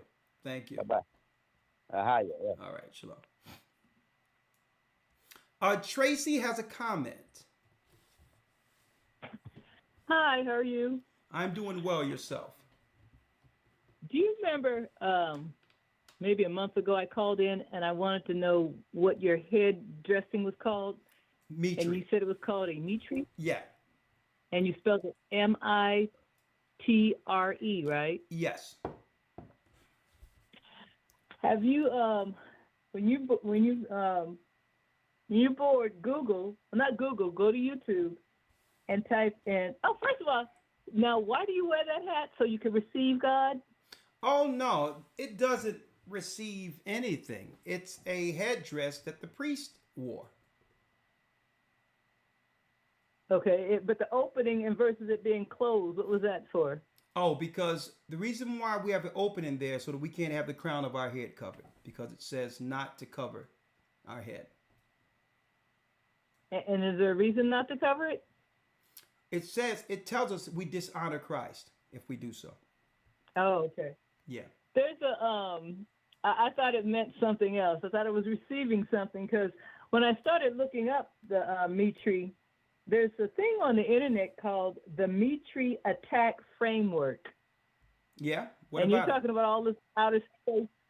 Well, you should. It's only 3 minutes long. Okay. And it's a cyber. It's in outer space, and it's monitoring people to defend invasions and lateral movements, and it's a defense system, and it's called, and it's spelled Mitri, but they call it MITRE. Okay. I thought it was some type of connection. That's interesting. What you're saying today. Okay, that's interesting. It probably indirectly is speaking of attacking the priests who wore the Mitris, who are our people. You said MITRE attack what? It's called. It's spelled Mitri Attack Framework. Okay. And I'm going to look at it. I'm going to check it out. But yeah, no. it's only. Yeah.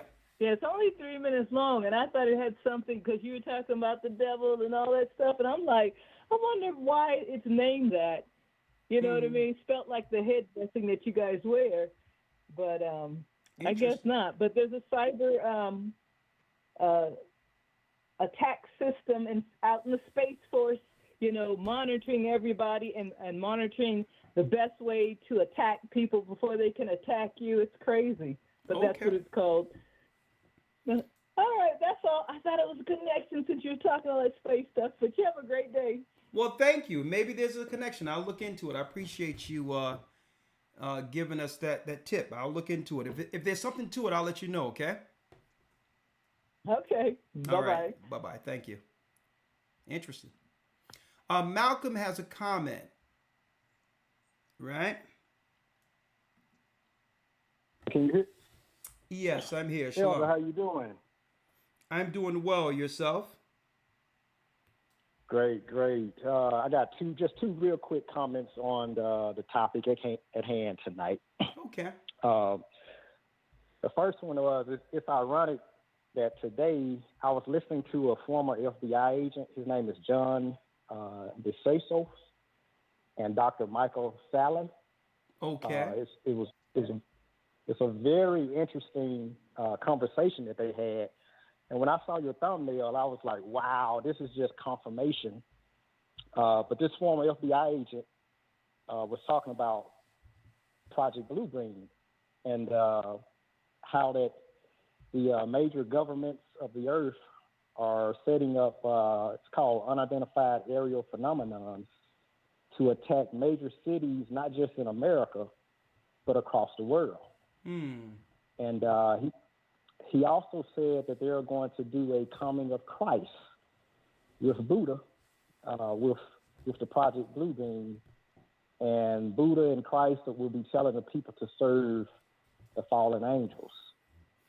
And he also talked about how AI intelligence, artificial intelligence, has connected to this false flag that's coming. And he says the powers that be last great trick to pull off on the entire earth. So I was wondering if maybe you had heard about that, and to get your comments on it if you had. And I got one final, just real quick comment after that.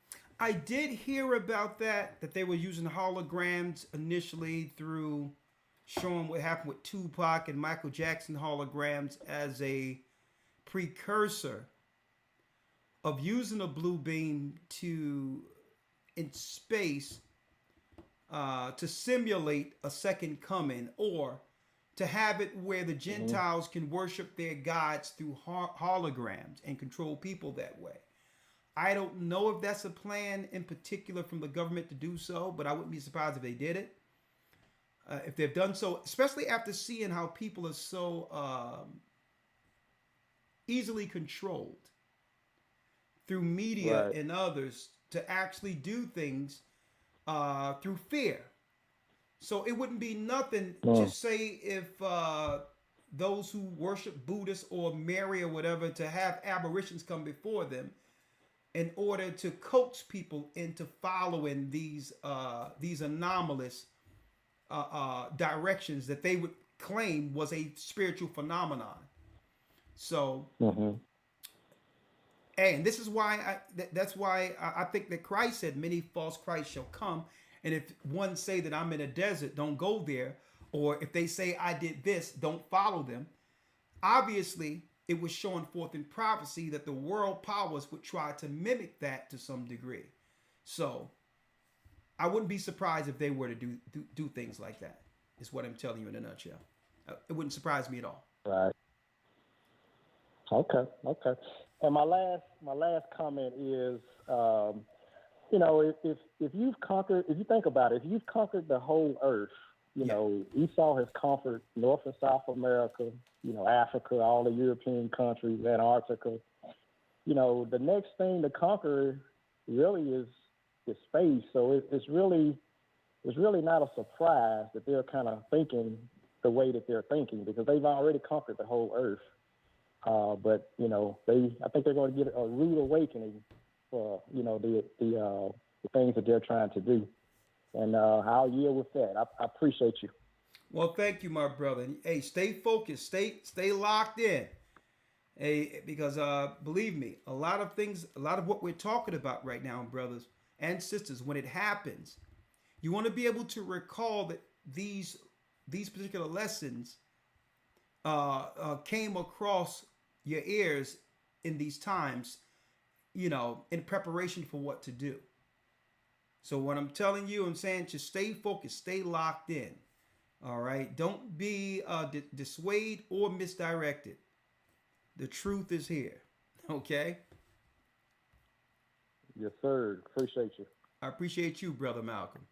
Bless you. All right, I'll place you on hold. Shalom. Latoya has a comment and question. The floor is yours, Latoya.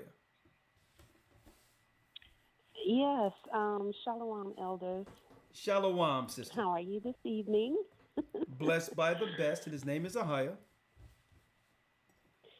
Yes, amen. I have a comment about the Space Force.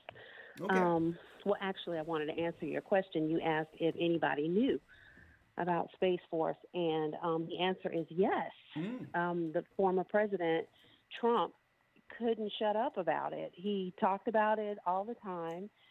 He let us know that was his brainchild, that he was implementing this new arm of the military, and that he named it Space Force. There were sound bites and memes all over the place about it. People thought it was funny the way he said Space Force. I don't know. But SNL also did a skit about it. So to answer your question on that, I did know. He could not shut up about it. And I also wanted to ask you a question concerning portals. Do you think that in the scriptures, Acts 8, and I believe it's 39, when Philip was caught up and taken to another place after he had baptized the Ethiopian? You know what I'm talking about? Okay, let me get it. Do you think that God could have moved him through a portal? Okay, let's see. Acts 8 and what? 39? Acts 8 and 39. Okay, let's pull it up.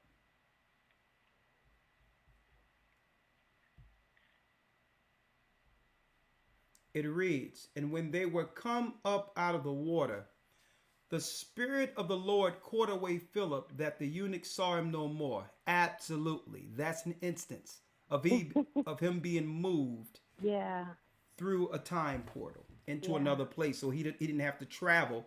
The angel pulled him right through. A similar way of how the angels were able to pull Lot and his wife immediately out, and they looked up, and immediately they were on a mountain outside of Sodom before fire rained down on it. Same thing. Absolutely. Okay. Also we've read instances like this during the time of Daniel in the lion's den, when the Most High moved the prophet to actually bring him food while in the den. It was Wow. yeah, same sister. You know what? I'm gonna do portal. I'm doing portals strictly for this phone call. I'm doing portals next academy, and we're gonna show you all the instances Christ, the disciples, the prophets, all through the scriptures. The Most High would pull us through doorways, and for some of us who can't leave certain areas when it's time, the angels are gonna do the same thing. They're gonna move us. We're gonna look up and be in the wilderness. Same thing, and I'm gonna prove. I'll prove it in the academy portals. Be there. Yeah, I know you're gonna prove it. I know you're gonna prove it. All right. And I find it interesting that the Greek word is it harpazo? Yeah. The same word that is used when the scripture's talking about the catching away, which is what the Christian church calls they refer to that as the rapture, I guess. Yeah. But it's the same word there. So that's interesting. Yeah. Thank you. And sister, you know, that was all. Thank you. I'll tell you what, sister, that was a good catch too, because that's right on. Yeah. That's an instance where that's right on. Thank you. Yeah, thank you too. All thank right, you so much. All right. All right. Have a good night. All right, bless you. Okay. You too. All right. All right. Next call, Lawrence. 623 area code, Brother Lawrence. Shalom, brothers. Can you hear me clearly? Yes, I can hear you clearly. How are you? Pretty well. I know it's been definitely a long time since I called. Of course, a little bit early, it was a little bit of trouble with my signal. Yes, Elder, and I definitely appreciate, definitely all the lessons, Elder, you, Roger, Lawyer, and Shafat, and all the elders, that's definitely GOC Media. All which I definitely pushing the truth at this time. And I did go to the one Hebrew Bible Academy one time. I think it was the second one after y'all just first started doing it. And of course, I've been following y'all since I think it was 2015. Elder, I did want to address, of course, a little bit quickly. Should be 3 or 4 minutes. Of course, that I know you basically touched already, because I did have I was of course getting to the Daniel, the portal. But you basically took that already, of course, out my mouth. Those questions, you already answered those. Okay. But the thing is the some is forgetting as well, in the course in the time, and I get to, of course, where I'm at right now as well, the little part, of course, experience. But Daniel 2:43, and I know that now, of course, even I keep hearing, seeing posts, of course, where I'm at, of course, the part of Beaumont, Texas, as well. And of course, they're speaking about the incident that happened at the mall, the whole situation there. But the Lord even gave them that message there, that it will be iron with the clay, so that they will be mixing, and definitely in this time, Elder, the message that y'all definitely be putting out with, of course, even Space Force, and I do remember recalling as well, and of course, even y'all's other teaching, of course, with the robots during the time of the Trump presidency. Of course, I even felt like, he even had a follow in pursuit, with that when it was starting to bring about, with Elon Musk. So, but my question is now, I know between my comments, and I definitely got fairly done. That is, with all this, and you did mention too, I don't know for the more, like, so much of direction of the lost people there it is, because you did say, that's another thing, you did say after lockdown that, because people now, and certain people, of course, in certain areas, it's bad out, I try to do the boy, but sometimes some people, I just catch, doing strange stuff, strange things, and I know, like, they're not saved, they don't die Christ, and it's just like, it's going back to what you said, and it's like they doing, but not, like, should I say not thinking? It's like their mind is like taking over, should I say? Yes, sir. And I was just a little bit curious on that. Hopefully you still hear me. Yeah, well, I told people a long time ago, during the time before they spearheaded the solution for the problem. If you know what I'm talking about, that eventually,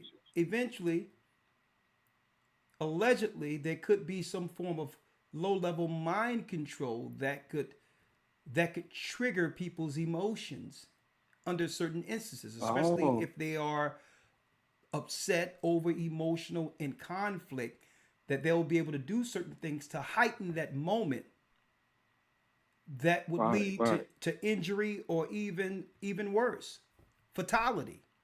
So that's why people have to keep their spirit in check, because if that stuff is in you, at any time where you get over emotional or triggered, that stuff linked in the technology can actually bring you into a serious rage, right? And that rage could lead to certain conflicts, unexplained conflicts like we're seeing now. Okay.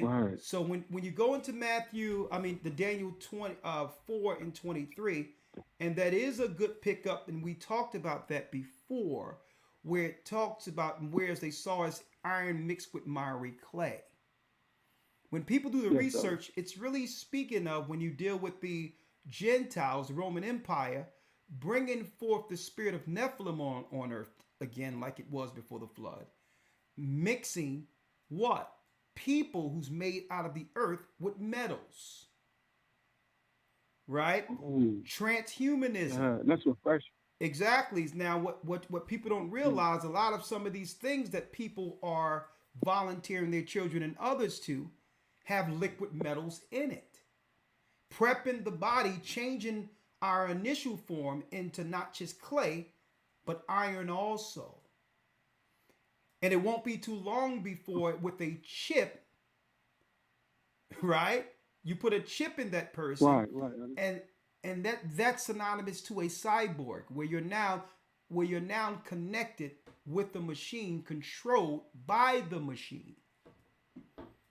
And that, I'm gonna tell you, and it falls directly into what we're talking about now, where you have mindless bots running around, people controlled through the system, controlled by the computers. All right. Thank you. Great point, my brother. Great point. And all right.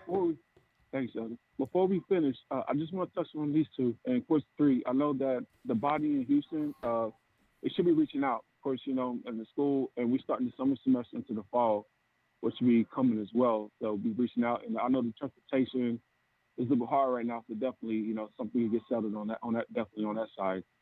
I wanted to definitely touch with, I know the new currency, and there's supposed to be a bill that Joe Biden signed. It's supposed to start in July, and you already know about it. Of course, even the situation with, I think his name Michael, the Cash App situation, where the incident that happened to him at I think it was the ATM, correct? Oh, you're talking about what happened to the guy who once owned Cash App. He was found murdered. You talking about him? Yes. Yes, yeah. Sir. Yes, sir. And how? And it said that. Yeah. Mm-hmm. Yeah, but go ahead. I'm listening. You go ahead. That also as well that Biden is supposed to bring out his own. Of course, it's supposed to be a rumor, and I still even thinking, it's got to be the pathway in order, like you all, you speak of, elders, Roger, the mark of the beast, but definitely with the new digital currency, and they called it the Fed Now installments. They still have it online. Well, what's going on? And I guess that's the reason why people. Yeah, what's going on, and I gotta get to the next call, but what's going on is they're transitioning people from using regular currency, and under the Biden administration, I can't say he's doing anything based on the cognitive or the lack thereof ability there. But under his administration, they have actually made official the digital dollar, where a dollar that's not printed has the same value digital. The digital dollar has as much value as the one that's printed, so they can phase physical money out of the system and utilize strictly a cashless society where it's numbers only, okay? Not tangible paper that we can actually save for a rainy day. So that's a transition. They're transitioning into the mark of the beast system, where no one will be able to buy or sell unless they decide to get the new currency, which is injected in people. It's one thing to make it digital. Now, how do we access and spend that digital money? See, that's the whole deal. Well, people will become the wallet. Okay, you're going to have to get the currency in you to have access to your money. So, Revelations 13th chapter is where it's going, and each administration has their part. Each administration has its part in progressing the same agenda, whether it be Democrat or Republican. All right. Thank you. That's definitely news to me. Lord definitely use where I'm at, be a signal, help the body. Definitely hope y'all be in touch, and definitely try to walk. For us, of course, be ready, stock up food, and be ready. Stay in touch. Definitely. Well, stay in touch. I'll tell you this. I definitely will. If you haven't been in the academy since 2015, you need to get in the academy because it has moved leaps. Actually, it was actually a little bit like after that. Well, I'm telling you, I started following on 2015. I didn't want to confuse you. Well, I'm going to tell you, the academy have leaps and bounds since when you were in it. So, and there's more information. It's not like it was before. Not to say it wasn't good before, but as we come closer to Christ is coming, knowledge is increasing. So make sure you get up in there if you can. All right. Definitely the new one. You said the new one will be starting in June, right? June. So maybe some class periods, I can stop having my tablet. June 25th. Watch. So, June 25th. Go to historytimes.org. We made it more convenient to be able to do it right there. On top of that, we are launching a new web page very soon. You need to look out for that. It's going to be absolutely amazing. All right. All right. Thank you. Definitely. All right. Bless you. Yeah, have a great one. Shalom. Right. Shalom. 704 area code. Linda. Shalom. Yes. Hi. How you doing? Hi. Listen, this is Linda Owens. Hi, Linda. How you doing today? I'm blessed. Listen, I will make this really quick. I know you're very busy, but I just want to let you know that you have been a blessing to me, okay? And I ran across you in 2014, okay, when I first left my husband. And I've been in many churches. I did everything but First Lady. And it was confusing. And I've learned about the paganism and everything only through you. And since that day, my eyes has been open. I've been able to see things. I brought my mother, which I'm taking care of her, and I adopted my niece. I got a foster child that I'm bringing in, that he's here now. I'm teaching him you. And my pawpaw, I got him here in my home. See, God is good. So you ask, and he'll give it to you. I could never understand what was going on. You know what I'm saying? I was doing all the things and getting married to a husband, but not realizing they were not studying the right word the right way. But since I met you, this on the YouTube, it's been a blessing to me. Well, and thank you you. Keep me going. I'm just letting you know that. You really keep me going. I just want to say, keep up the good work and keep pounding for the Lord. And I'm going to keep supporting you guys from the back end and let you know everywhere I go, I speak. And I know the Father's name before no one ever could tell me. But you guys told me. And I learned about the tribes, too. I'm just letting you know, you guys are doing a wonderful job. And I just love every one of you. And I appreciate you. And I just want you to keep up the good work. And I'm not going to hold up your time, but I just want to let you know that. And it's an honor. It really is an honor. Thank you. The honor is all ours. Thank you, sister. I appreciate You're you. welcome. Thanks for your continued support. Yeah. You have Bless a your family. wonderful day, okay? All right. Thank you. Hey. Good day. Bye-bye. And it's wonderful because it tells you the power of the tongue or the mouth. And we have an option to bring a curse or a blessing out of the same mouth. What do we do with it? Must we help people learn the Most High in time to come and bless, or should we curse with the mouth?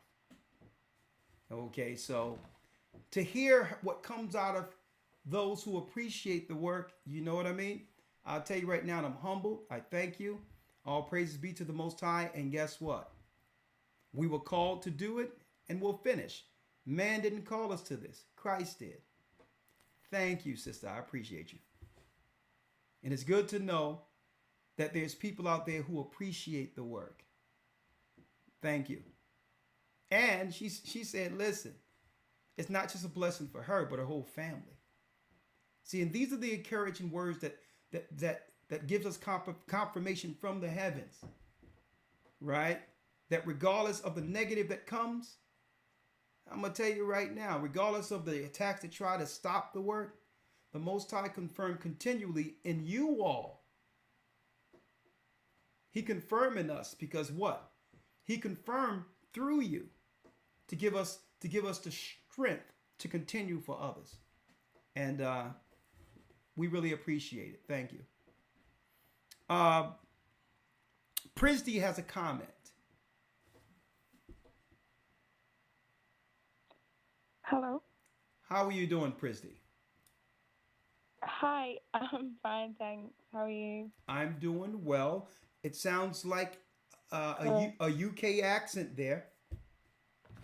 Yeah, I am from UK. Sorry, I'm a bit nervous because I'm just like, yeah, I'm just nervous. Don't be nervous. Take your time. Take your time. Okay. I've got two comments and then like a question. Is that okay? It's perfectly fine. The floor is yours. Okay, and also I just wanted to ask, I've also got another question that's personal. Is there any way I could like email and ask or like text that question? Or I'll tell you what. It's personal, like to me. Okay, well, what you can do, all right, you can send an email to GOCC South, SOUTH, right, like the direction south, GOCC South at yahoo.com. At yahoo.com. And then if you send you send that question with your contact information tonight, and I'll have Elder Lawyer follow up to make sure you get connected or whatever you need to do to be a part of the body over in UK and answer any other questions you might have personally. Okay. All right. Thank you so much. Thank you. Okay. What else you got? Okay. So basically, I'm like dead curious. I'm 19 and I've just like recently like come to Christ fully. So I just do like digging sometimes and like I see all these like conspiracy like videos, not really conspiracy, but just leaked videos. And recently, it was the other day, I saw a leaked video because you was talking about this American space military that's come out. And I saw on TikTok, it was a video that was like, you could see UFOs, like newly built UFOs. It was like in a military base. They were like very shiny silver and they were parked in a line. And the person that was recording, it was like a buggy was going past and recording. It looks like very recent. And I was just, when I was watching the live, your video now, and I was like, oh my, I needed to find that video, but they've deleted it because now, like, there's a lot of things that expose the government and they just delete it, all these videos. But then when you were talking about Nephilim also, I saw recently this video about this guy that was sadly killed. He was called Andrew Dawson. And he basically caught a video of a Nephilim giant stood over a mountain in Canada. And well, I wanted to play this because I've got my iPad here. I wanted to just play you this video because I was doing more digging and I found this person talking. He's friends with someone from the government military, and the video just explains. So if I could just play you this part, I think it's like 60 seconds. Okay, go on. Okay. Let me know if you can hear it. Look what this guy had to say about the government hiding Nephilim giants in the military bases. Can you hear it? Yes, I can. The Greg Renrich, that was one of the things that he told me. He was the one that was talking about seeing the giants in the deep underground military bases. He said that one of the first things that they had to do before he was allowed to go into S4 or S20 or any of the others, they made him sign an affidavit saying, you're not allowed to use the name Jesus Christ in these underground facilities, not even if you stub your toe or anything. And he said that he saw 10 to 25 foot tall giants in these underground bases and said that they were, the human scientists and other people working side by side with them. He said that they even came right out and said they were the Nephilim. They came right out and said that, basically we're preparing for an intergalactic war with God. And they believe that they're going to win. Where are they getting this? They're going to win from. And why are you not allowed to say the name Jesus in these underground facilities? Jesus said, just like in the days of Noah, so will it be in the coming of the Son of Man. During the days of Noah, the fallen angels and their offspring, the Nephilim, were influencing, corrupting the human race to live in sin. And we know in the book of Genesis, God says that the wickedness was so bad, he had to flood the entire earth. And we know God had to do this in order for the Messiah to come through Noah's bloodline to redeem us. Yeah, that was the video about the guy that said that his friend, went in this military underground bases and saw giants, and I was like, what? So I had to send it to my dad, but yeah, that's what I wanted to. Well, sister, that's deep in of itself because Andrew Dawson, he's supposed to be missing at this point, right? Yeah, apparently they said that he suicided, but I don't think that's true because he did post a video that there was like a CIA, like a jet black car that was outside of his house. And he went outside and was still recording, and the car just literally sped off. They followed him, and then 10 days later he made a video, and he was like looking to the side and saying, guys, it was fake, it was a lie. Okay. And then it was, people could see that somebody was clearly there, like telling him, like controlling him. And then after that, he released another video where he seemed very like distressed, and he was like, oh yeah, it was a lie. I'm tired of keeping the truth. It was a lie. What I saw was real. This giant is real. Don't let them lie to you. And then after that, he was pronounced dead by suicide. So, well, yeah, sister. Well, I have some of this up because maybe I can use some of this for the archaeological and the present day finds for the second week in the academy. We're going to be going into the fall of the gods, showing that the same fallen stories of gods who came down in earth, acknowledged through other religions. And maybe I can use some of these because we will have some archaeological findings. There's something else that you probably didn't know. Yeah. That there was an account of George Washington during a war here in Philadelphia, in the United States, where in the midst of the war over the mountain, that they seen giants, Nephilim on this side, and they had to stop fighting to actually ward off or protect themselves from the giants that they found here. And some of the giants helped within the founding of this country.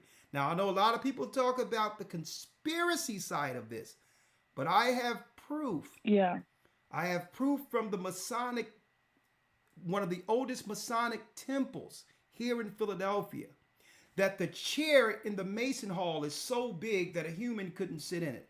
That was heading the first meetings for the Freemasons here in Philadelphia. That and more we're going to talk about in the academy. So I can't go too much into that because it's archaeological finds, just anomalies that usually when the United States and others are trying to hide things, even in the UK, they try to use the word conspiracy theory or conspiracy to explain people off as kooks. As kooks. Yeah. Who's actually, have seen beyond the facade, which is their media. Let me ask you real quick before I get to the next thing. All right. 19 years old, in the part of UK. What part of UK you're in? You're from? They won't hunt me down for this, will they? They won't hunt you down. You're fine. The Most High got you. Manchester.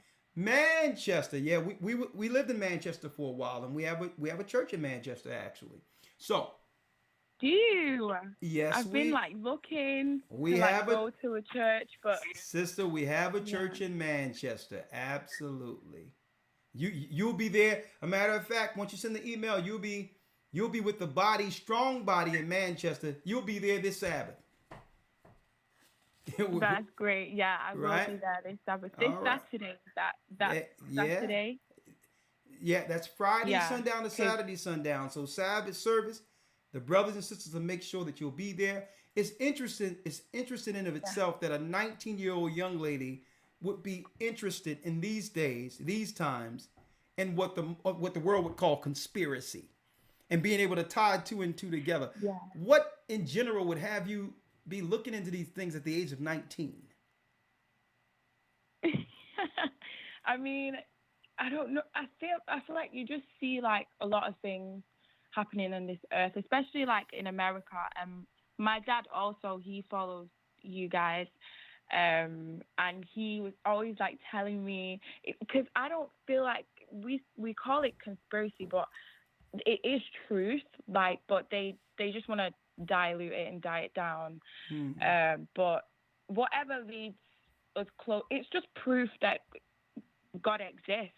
That's, for me, it's solid proof. Everything that you see, even that video that I played to you where they said, oh, you can't say the name of Jesus Christ in front of these Nephilim. And I just think some people actually think like, this is not real.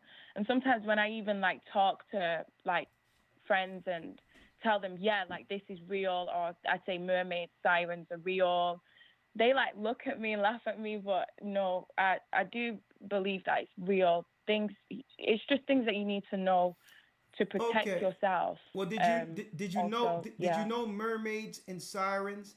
Do you know the origin of mermaids? Yeah, the daughters of the Canaanites that the fallen angels slept with. Yeah. No. The fallen angels slept with women. And the women slept with women. The women who brought forth children who were Nephilim.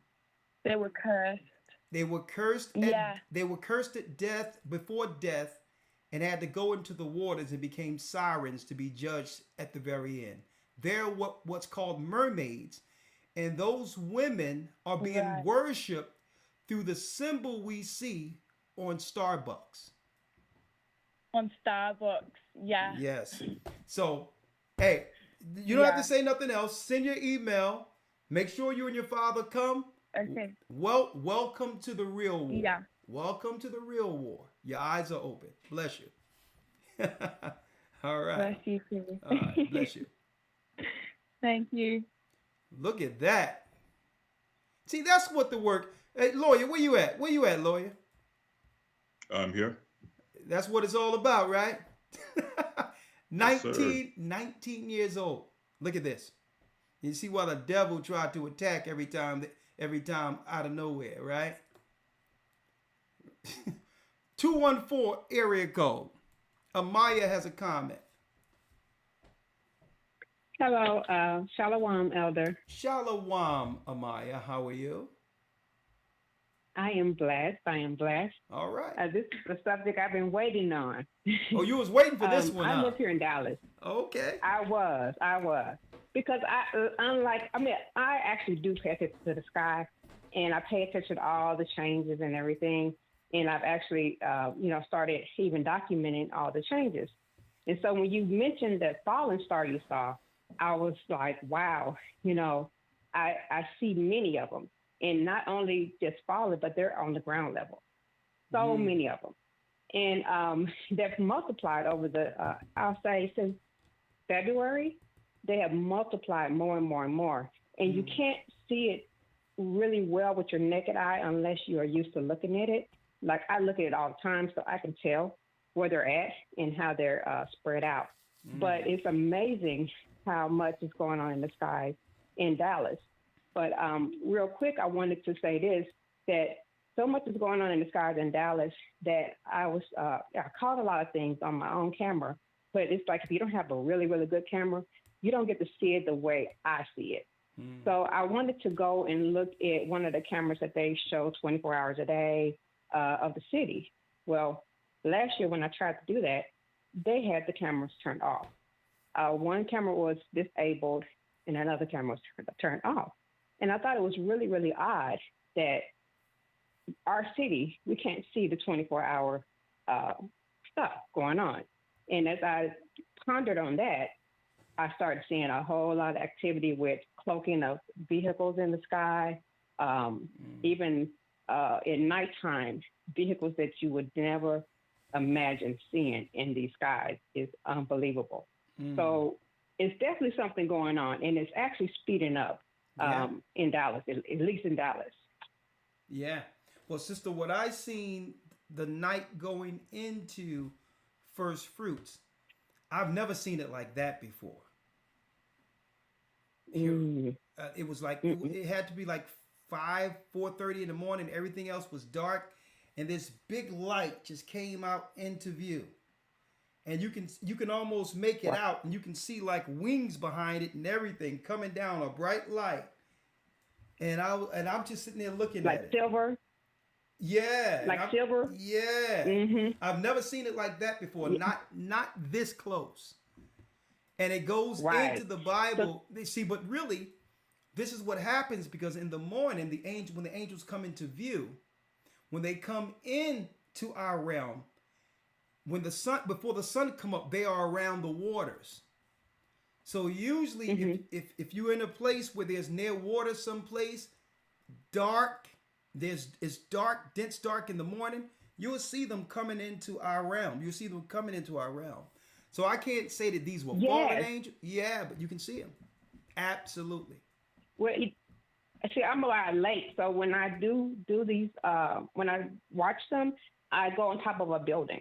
And so I have a really good view. And most of the time it's kind of, it's a lake over there, but surrounding me are buildings, like other buildings. And I can see it really, really well. Now, sometimes I can't see it with my naked eye, but I can see it through my camera. And it's amazing. I mean, wow. See, even in the Bible, right? We see this over and over again, right? Let me get it real quick. It's in the Bible, but usually some of us can't see it as well as during ancient times. And the reason why we can't see it like they see it, because they have purposely lit up these particular cities with lights. So back, I could see them kind of blending in with the light. Yeah, but back in those days, there weren't these big city lights, really like light fogging out what comes from the realm from the darkness into our realm. Let me read it real quick here. Okay. Check this out. This is Christ. And you know what? I'm going to do a lesson, sister, on UFOs, archaeology, proof of, and I'm going to connect it with what's going on over there when it comes to Antarctica. And how I would love to hear that one. And there's a connection between the Nephilim, who were, the gods who were first held in ice during the Ice Age, when the Most High put a firmament around the earth. And these are the original gods that are followed in the earth today. And check this out. Let me read this. I'm going to do that in the academy also, next academy. I'm going to make sure I do that. The truth about UFOs. And I'm going to add the Space Force thing in with it. So we already got 4 or 5 new lessons I'm going to add to it. John 1 and 41. John 1 and 51 says, this is Christ, sister. And he said, let me read it here. And he said unto him, Verily, verily, I say unto you, hereafter you shall see heaven open, and the angels of God ascending and descending upon the Son of Man. Now, oh my goodness. See, he's sending angels in, they're descending, That's the and scripture they I was are looking ascending. for. And sister, it happened during Yes. it happened during the time when Jacob fell asleep. Jacob ladder, where the well is, that's a portal where angels come in and out of the earth. And like I said the other day, what I've seen, I've never seen it like that ever in my life. It's happening. Wow. Okay. Well, let me tell you the other part of this too, Elder, and I wanted to get your opinion on it because I also Christ see, is coming. and I'm thinking that it's angels that are, you know how God has angels protecting the earth, right? Like until a certain time, right? What you say? Do you know? So you know, I can't think of what scripture, but I know that God has the angel protecting the earth, the grass, the trees, everything on the earth is being protected by them until a certain time. What you're saying, So, what you're talking about in particular is Revelation 7. Revelation, when it talks about the four angels holding the four winds, so that the evil on earth don't destroy everything until a certain number of those that God has elected to be protected are sealed. That's Revelation 7. Okay. Yeah.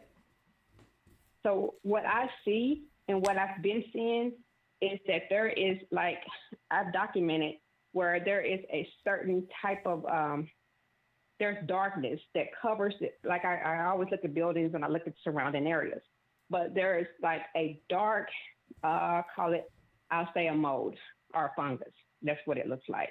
But I've seen where it'll cover a huge building in like 6 minutes. And then I've also seen the heavenly bodies clean that building off. Hey, and that's something. And it happens on a daily basis. Like, it's not just on that building, it's all around me that I see it, but then I also see at night where they're cleaning it all off. Well, thank you, sister. Thank you for I that. noticed. Those are good points. Hey, I'm with you. I'm with you. I know. Hey, you're looking up, and that's important. Bless you, sister. That is it. Oh, yeah. That is it. Well, thank you for letting me. Okay, I'm sorry. I said, thank you for letting me share that with you. Oh, you're welcome, Anaya. Thank you for sharing. Bless you. Bless you. You're welcome. And let me tell you, I believe that's the reason why allegedly they're putting metals and stuff and making gray skies so that we can't see what's really going on in the heavens. You look up in the sky every day, they try to make it a dense gray, like a covering, so that we're not mindful of what's going on beyond that covering. You look in the sky, it's almost this gray, dense, weird covering every day almost. It's like they're blocking the sky out so that we don't understand what's going on over the firmament. Folks, when I was growing up as a child, you can look up, you can stand there all day and look up beyond the ozone or the firmament and just see things playing and things moving at all times. The clouds, you can see the clouds being made into things and all that, right? It was like we were more in touch with the heavens growing up because they weren't spraying stuff and tic-tac-toe in the sky and blocking us from the Most High's heavenly work. But I'm going to tell you, that day, that night, leading into first fruits, like I said, the sky was open. You can see the skies. And I just see something just like a star just come on down. And I'm like, whoa. And I sat there and looked at it. Incredible. Oh, let's see. I'm like, hey, these are signs. I'm going to tell you. Christ says at the very end, we will see God's angels ascending and descending. Signs. All right, let's go to the next one. I'm only going to take a few more. 253 area code for those who've missed it and coming in. Thank you for being a part of this evening. It's nice tonight. We're getting those numbers back. Well over 2,000. We was about 2,500 up. And hopefully we get past that 3,000 mark like we used to regularly. We're creeping up at that number. And so Thank you all for your continual support, and we'll continue to bring key information from the heavens to give you insight to what the devil is doing down here.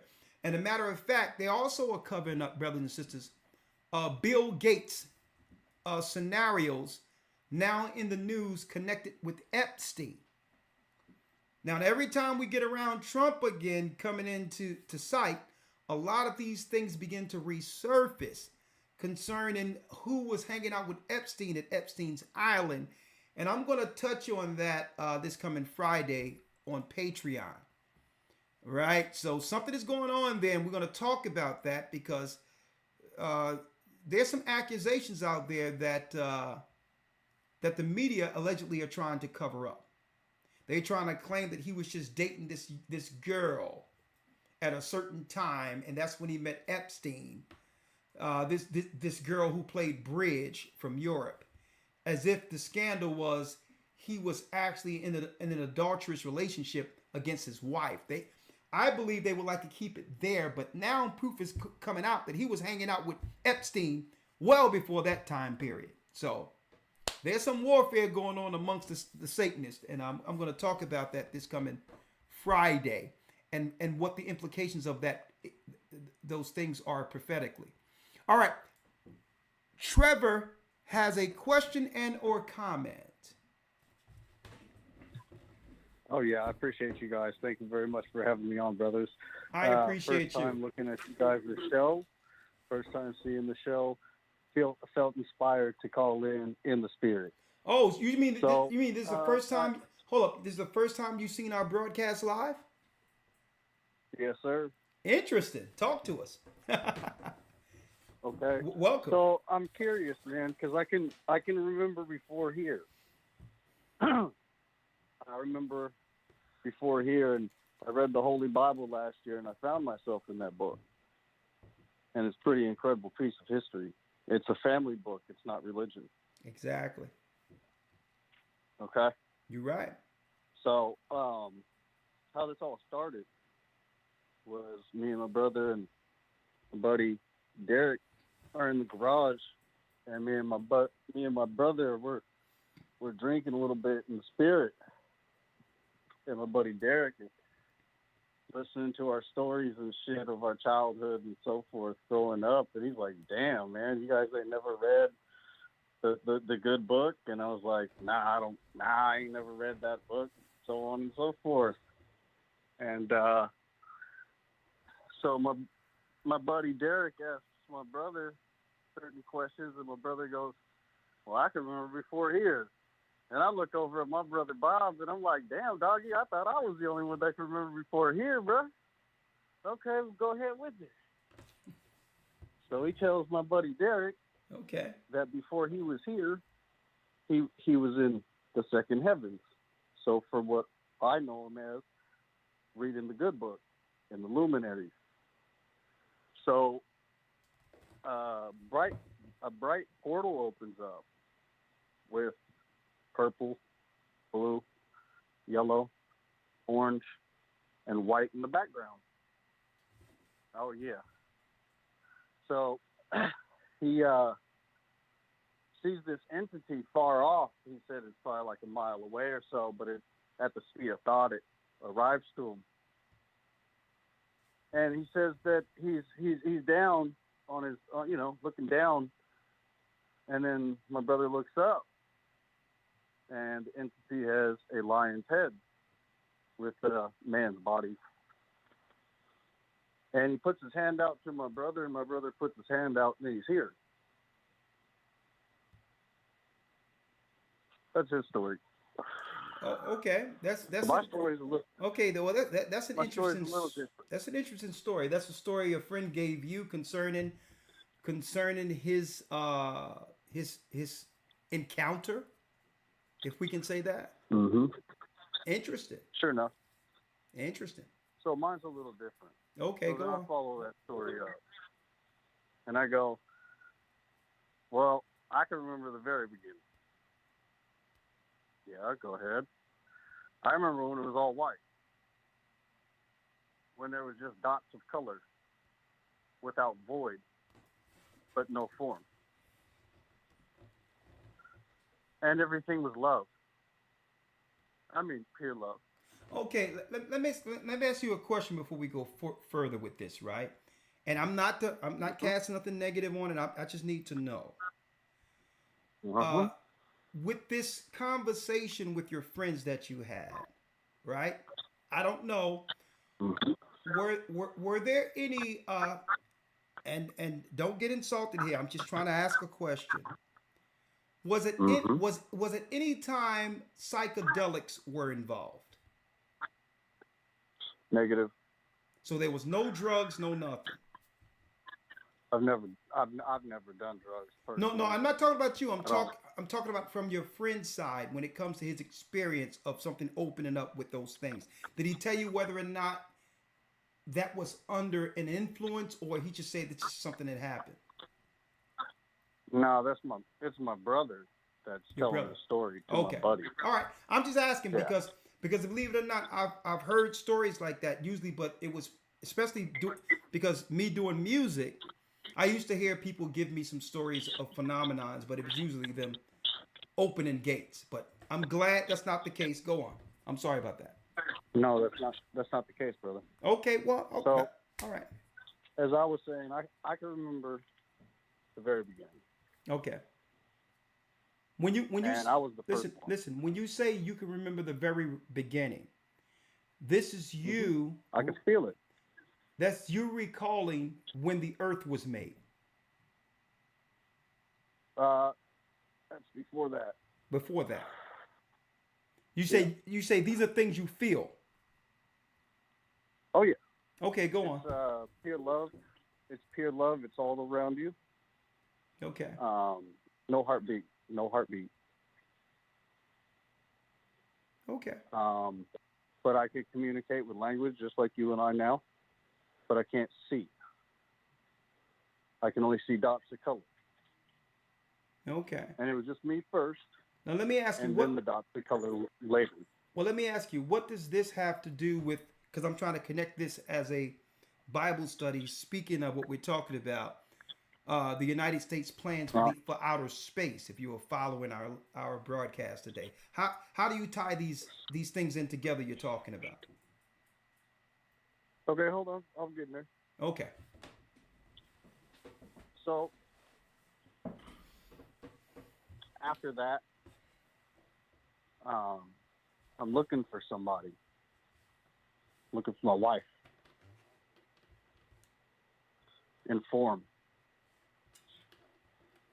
And I find her. I find her in this cave.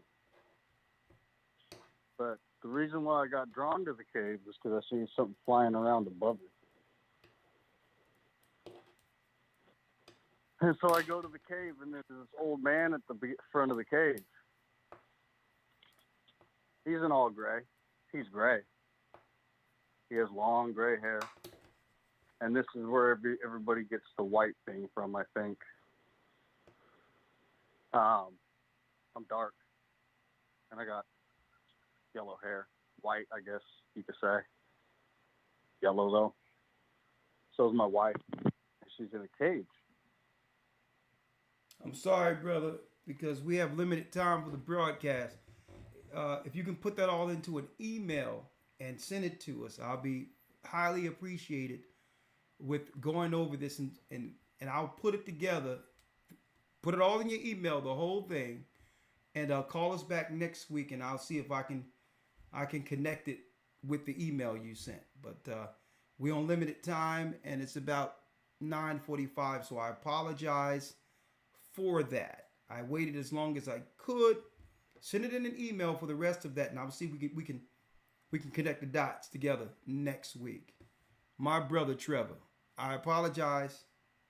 We went from the portal opening in different colors to a cave, a guy with gray hair, where your wife was also.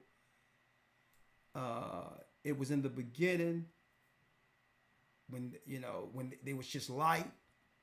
So, I'm about edifying. The greatest gift that we can have as teachers is to edify. And there's no way I could connect those dots this evening. So please send an email, and we'll see how we can connect this in the future. 347 area code. We have Louise with a comment. Yes, all praises to the Most High. Shalom, Elder. Hey, shalom. My comment is on baptism. Okay. I just want to say to Water Elder for leading me to the right path. I was baptized on May 7th. Oh. Right. At the age of 71. Blessings. What church you were baptized through? In the Bronx. The Bronx. All praises. Those brothers do a great job there. Praise the Most High. Yeah. Oh, the Water. Yes, they were very strong men. Yeah. And the most thing that really got me was on Saturday, which was Sabbath, I was actually 72 years old that day. I just turned 72. Happy and I belated. received my baptismal certificate on my birthday. Look at that. Praise the Most High. That's your real birthday. The real birthday is when you were born again. Yeah, and to walk in newness of spirit. Praise the Most High. But go on. I just wanted to say thank you for leading me into the right path. I am definitely in the academy. Thank you. Yes, I've been in it. I think this is my fifth academy. So you keep coming back, huh? I can't help it. I can't help it. Thank you. Bless you. I just want to say I feel blessed, and I truly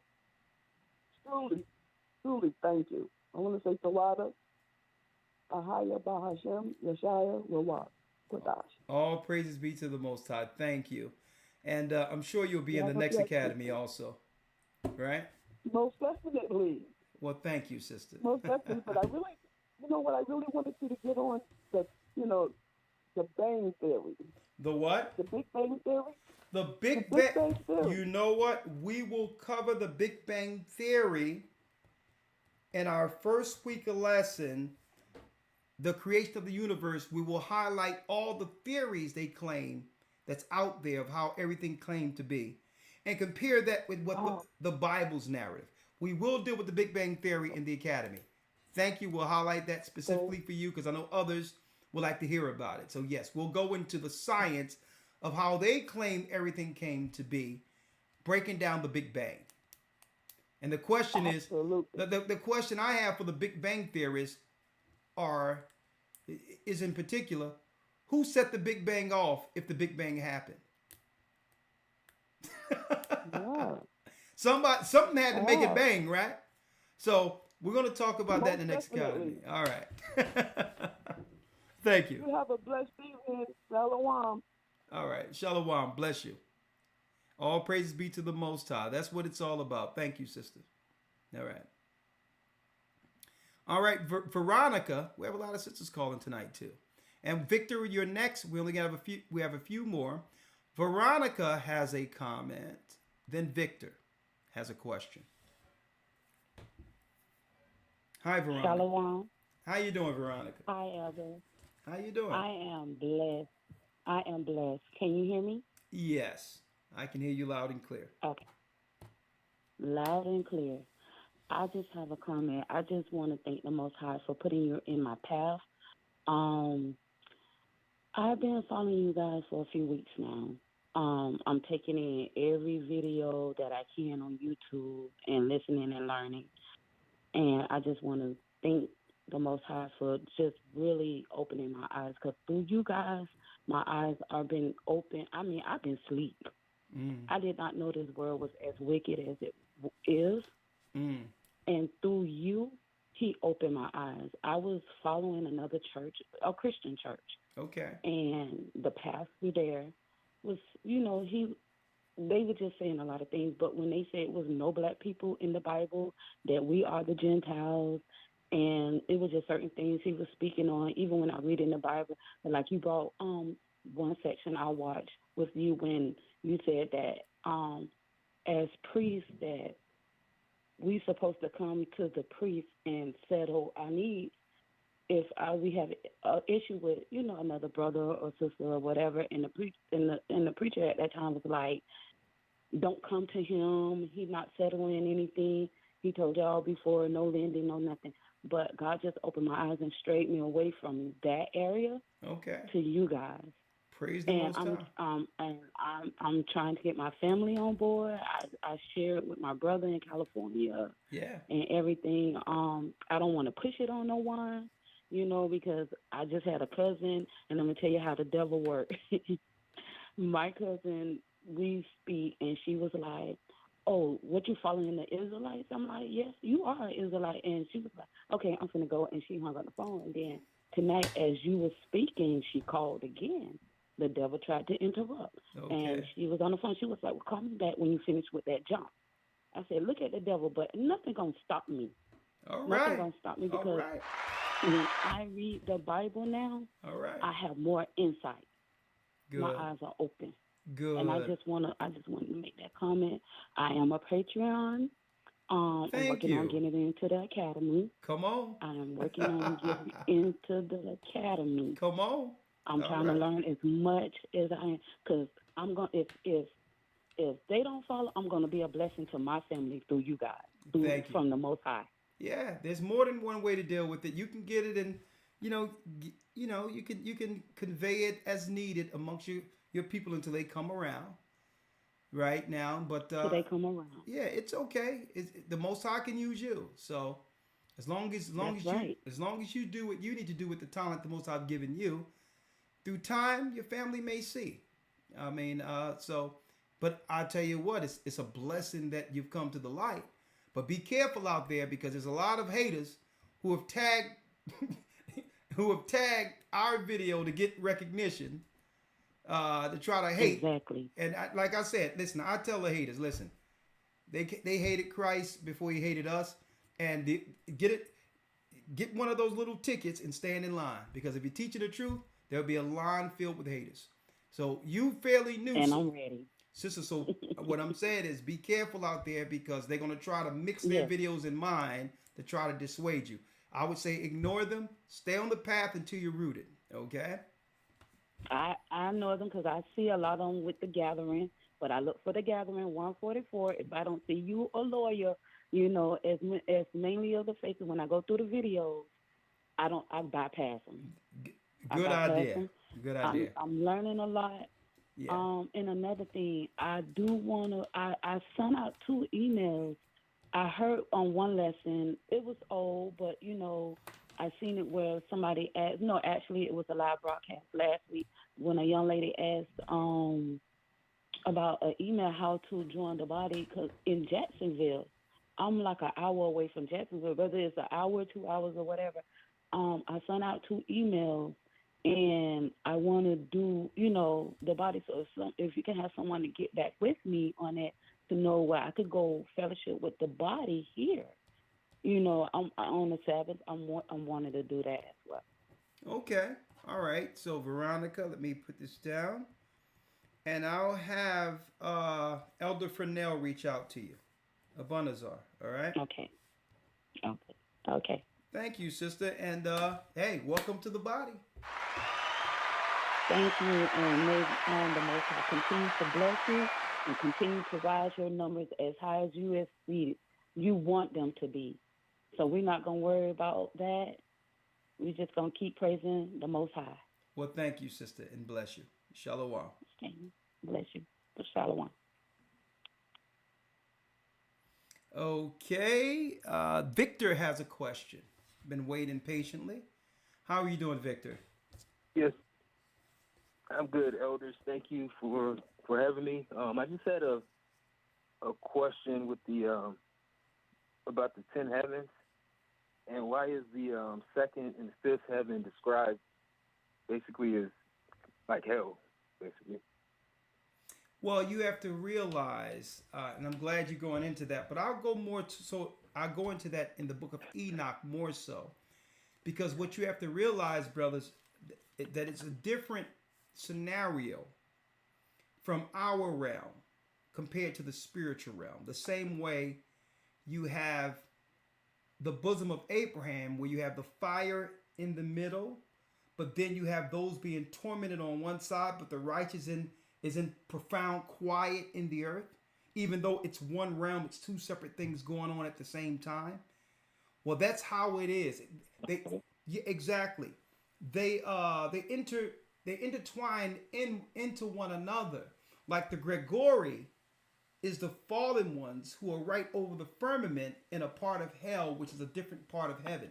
So there's levels of hell like there is in heaven.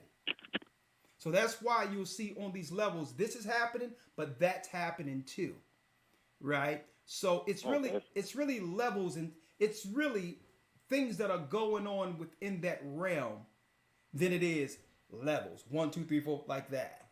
They're all really intermingled, but it's in spiritual order from one heaven to the next. But it's all torment and righteousness until we get to the throne where there's all righteousness. Okay, there's Gregory who's sealed on one of the heavens, who's in torment and crying, knowing that they cannot enter into heaven, waiting for a judgment. So I guess I need to break down the heavens. That's why. That's what I was about to ask you. Let me write it down. Would you do a Yes, sir. Yeah, the heavens. Yeah, if you could do a class on the 10 heavens. Okay, the 10 heavens. Hold on. Yes, sir. The 10 heavens. We'll do so. And then I just said, wanted to see if you guys have anything out here in Colorado. And we do have something in Colorado, actually. A matter of fact, we were looking at to set up a permanent gathering there. We have only a few brothers there. But what part of Colorado? I'm in Colorado Springs. Oh, yeah. Okay. Well, hold on. Let me write down your info. Colorado. And your name is Victor, right? Yes, sir. How old are you, Vic? 35. Okay.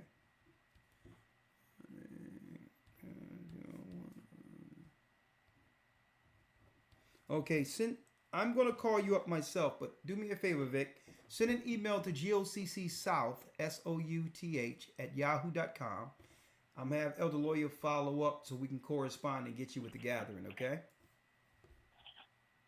Okay. All right, thank you. Hey. All right, that's all I have. All right. Thank you. Oh, yeah. Yes, sir, I appreciate it. I appreciate you. Yeah, it's time. We need to go into that so we can talk about the levels of heaven. It's different than seeing it from our realm, okay, where it's really 3-dimension compared to how levels exist in the spiritual realm simultaneously and how it's separated according to what was shown Enoch. I'm going to go into that. Marcus has a question. Yes, Shalom, Elder. Shalom, Brother Marcus. All right. Yeah, I got a question. Well, it's about gold. Yes. And I already asked, a few members of the body about it, and other people outside the body, and everybody's like, gold won't go. Like the value of gold will never leave, or the value of gold will never it would never fall out of value. Yeah. What you're saying is that there'll always be value in gold regardless of currency. To have some of that can be utilized as a form of bartering when the mark of the beast is instituted, right? Yeah, I guess you just answered my question. Yeah, you answered it because I was thinking if the mark of the beast, if the currency turns digital and you have to get the mark to even buy or sell anything, then who would you take your gold to? Because you couldn't go to stores. So would you take your gold to other people who's gardening and raising goats and cows and stuff? Let me hit you with something. Mm-hmm. In the red states that are predominantly Republican, in which there are farms in those areas, they're already practicing what you and I are talking about in preparation for what's to come up there near the Amish. They're already doing it in the areas. They're trading right now. Like if I have chickens and someone have cows, I can do an exchange with eggs or something and get cheese, milk, whatever I would like. Raw milk. They're already practicing it. They're already practicing all of these measures right now, knowing what's coming. So it's best. The greatest. I'm gonna tell you a currency that's greater than gold. What? Will be grain and food. And I thought about that. This is how Joseph was able to sustain the earth during the time of the 7-year famine, and the kingdoms surrounding Egypt had to bring in their gold, starving for food, because gold can only take you so far, with you not being able to eat gold. So what's going to be more expensive, a bowl of rice or your little gold nugget? So the whole deal is to put yourself in position to have the greatest reason, the greatest barter negotiating tools at that time, and that's food. Right, because either yesterday or the day before, I told my mom, I was like, because I don't know about buying the gold, but I was like, what if I just stock up on a whole bunch of like seeds of all different kinds of food? There you go. But listen. There's a word they call, there's a word that's used in the financial areas.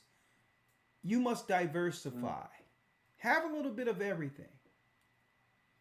Have a little bit of this, a little bit of that, a little bit of this, because you never know what you'll need to get out of a scenario, right?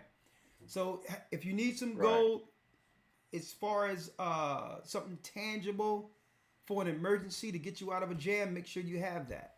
Pieces of silver, have that. But have a lot of food. So diversify. So don't lean one towards one side or the other. Just spread it out based on what your money can actually afford to have a little bit of everything. Right. Diversify. Okay, thanks. All right. Thanks for that. And one more and then I'm done. Okay. Well, this is kind of off, but it's about, I think it's I don't know if it's Azazel or one of the fallen angels is like like he's bound under a pyramid. Yeah, Azazel was buried under the great, in the desert Dudael, and it's believed, according to some legends, that his name was turned to a god to be worshipped under the great pyramid by the name of Osiris. And there's a great stone placed down where the angels moved that stone to hold Azazel there, which is Osiris in the Great Pyramid. And the elites of the earth, even Barack Obama, you can look at that on YouTube, went to the Great Pyramid, and they all go there to pay homage and to worship the scapegoat, who's who's Azazel. The fallen angel of technology. Don't forget, it was Azazel who taught the workings of all the things that metals and all these other things that would bring technology to the earth. Yeah, for warfare. So yes, he's worshipped as the god Osiris in the Great Pyramid. And I know most Egyptians try to look to that as something to celebrate. Well, listen, we did this and we made this technology in Egypt and all that, paying homage to the fallen angels who's going to get smashed upon Christ when Christ returns. And those pyramids will be beat to powder. They'll be like mountains crumbling when Christ returns. And the fallen angels will be judged, in those areas. Yeah. Right. Yeah. Some of those idols are already crumbling. Yeah. Well, and again, I got one more I got two more phone calls. I'll tell you this. The pyramids of Cairo are gates into hell. Okay. That's what I was wondering. Like was Azazel, was he right under the rock, or was it like a portal leading to him in hell? Well, it tells us that the angels in the book of Enoch bound him and slid a rock there to hold them there until the day of judgment. And okay, so at yeah. least at least they just come and like knock on the rock and talk to him while he's under there. I haven't read that. I don't know what they're going to be saying to him. Okay. I know that when Christ was crucified, he went into the earth and preached to those souls which were disobedient before the flood, like we read in the epistles. So Christ spoke to them one face to face and said, "Okay, the King is here, and when I return, I'm gonna bound you and throw you into the fire." In the final judgment, through the final judgment. So Christ spoke to them face to face during the 3 days in the earth, during that 3 days. Okay? All right, then, Elder. All right? All right. Well, thank you, my brother. Bless you. Yes. And again, for those who don't know, the Israelites, we did not build those pyramids over there. Those pyramids, when you do the history of those pyramids, okay, those pyramids are pre-flood constructs, especially the Great One. And there's proof that there was water erosion on the pyramids, okay, which means they made it through the flood, okay. The gods or the fallen, not the fallen ones, but the angels built those pyramids, okay. And it's connected to what? The stars. The courses of the luminaries when it comes to keeping time and all that. Man, we had nothing to do with that. Those were angelic constructs. Okay? 757, they are angelic constructs. 757 area code. Shalom, Elder. How are you doing, Deborah or Deborah? How are you? I am well. Blessed by the best. I wanted to say that sometimes, during the night, and I'm not somebody to dream, and every once in a while I do have one, or I have a vision, and I'm awakened through the night, sometimes around maybe 3:30, 2 o'clock, and given instructions to go outside. The Spirit tells me to go up and look up. Okay. And close to morning, it's a very beautiful thing to see the angels come in. Mm-hmm. It is just awesome. It is. You know, when you say it comes in, how they come into the realm? Yeah. It's like an illumination. I'm in a place where you can see it illuminate. Mm. And it's a very beautiful thing to see. It is. And I can resonate with what you said you just experienced. Yeah. As far as I guess a so-called maybe meteor or a shooting star. Maybe is that what you saw or did you see? Well, what I've seen, and usually I'm not out that time of morning. I'm usually asleep. It seemed like I seen something, a light coming into this realm out of darkness, and I looked at it, and it was big and bright, just coming in. If you look at it, it looked like it even had wings in the back of it, coming down, light. The same day of first fruits, that morning. Huh? Oh, is that right? Yeah. Okay. Yeah, that's what I see. And so another thing, I know you're trying to finalize everything here, but I wanted to speak on, it looks like, that can is just about raggedy being kicked down the road. I'm going to go back all the way to about maybe 2019. Okay. And I just want to say this to everybody up here. This is the time when you can't panic. Yeah. Because it's getting ready to get busy out here. Is this everything that you talked about tonight? Yeah. Yeah, this is real. This is real. It's about to happen. It is. It is real. It's about to happen. I'll tell you, and you're right on, sister. It's about to happen. You're right on. It's about to happen. Yeah. You said when you played the music, from the theme, Star Trek, I knew right away, because that's my era. I won't tell my age, but when you played the music, I'm thinking, is this why Spock and all ears are so sharp and pointed? He's been waiting around for this very time. Yeah. So can hear everything that's getting ready to happen. Hey, but you look at What's his name? Spock. Believe it or not, Spock and all them, those weird looking creatures were really what you would call celestial beings as well as Nephilim beings that they made into characters to bring them into characters through Hollywood to be celebrated when it's really evil entities. And these are evil entities that will worship through the occult. But anyway, hey, like I mentioned earlier, you know, it seems as if they're going to bring a lot of what they were dealing with when it comes to angelic connection to government and all these other things. They're going to begin to bring it to light and tell everyone that they've always been guided or connected with what they call aliens.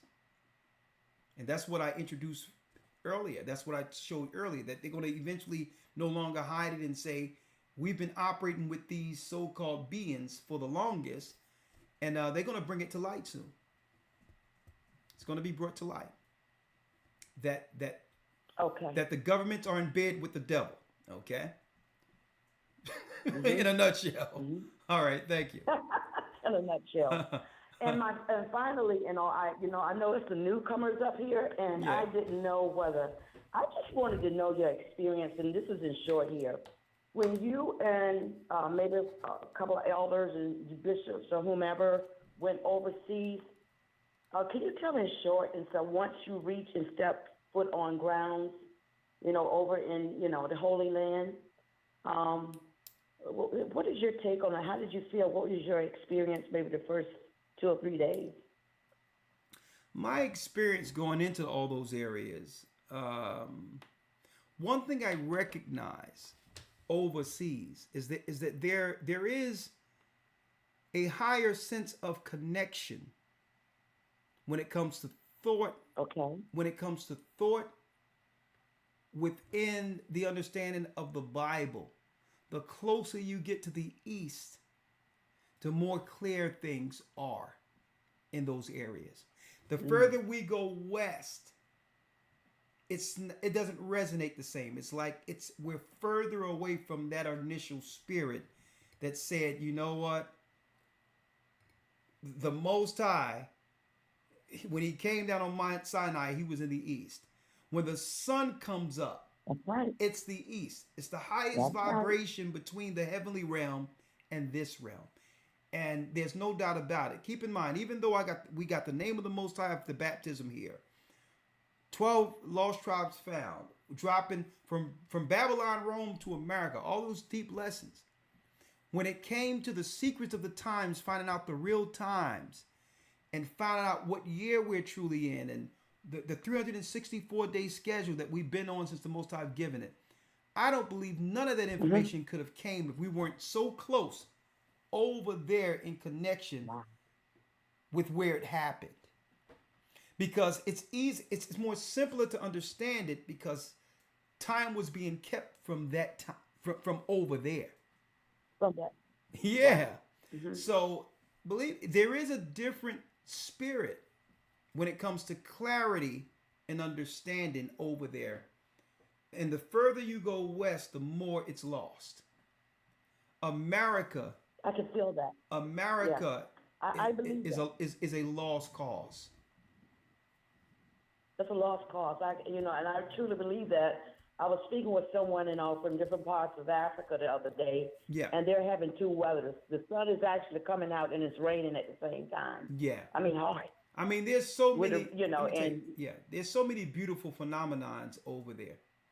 And I'm gonna tell you, this is what they're warring for over there, because the greatest pH balance of water is the water that's flowing under Lebanon. And I'm talking about healing water till this day that belongs to us. And really, it's going to come down to, now that the waters are poisoned, Esau and others were looking to take that land so that they can have the only good source of water left. So we're even going to go into a point of a famine, and this is what they are posturing. The government is posturing for. It's to protect the water sources for themselves while the other people are starved out with poisoned water. So I believe that's another thing I want to talk about since you brought that up. What's over there?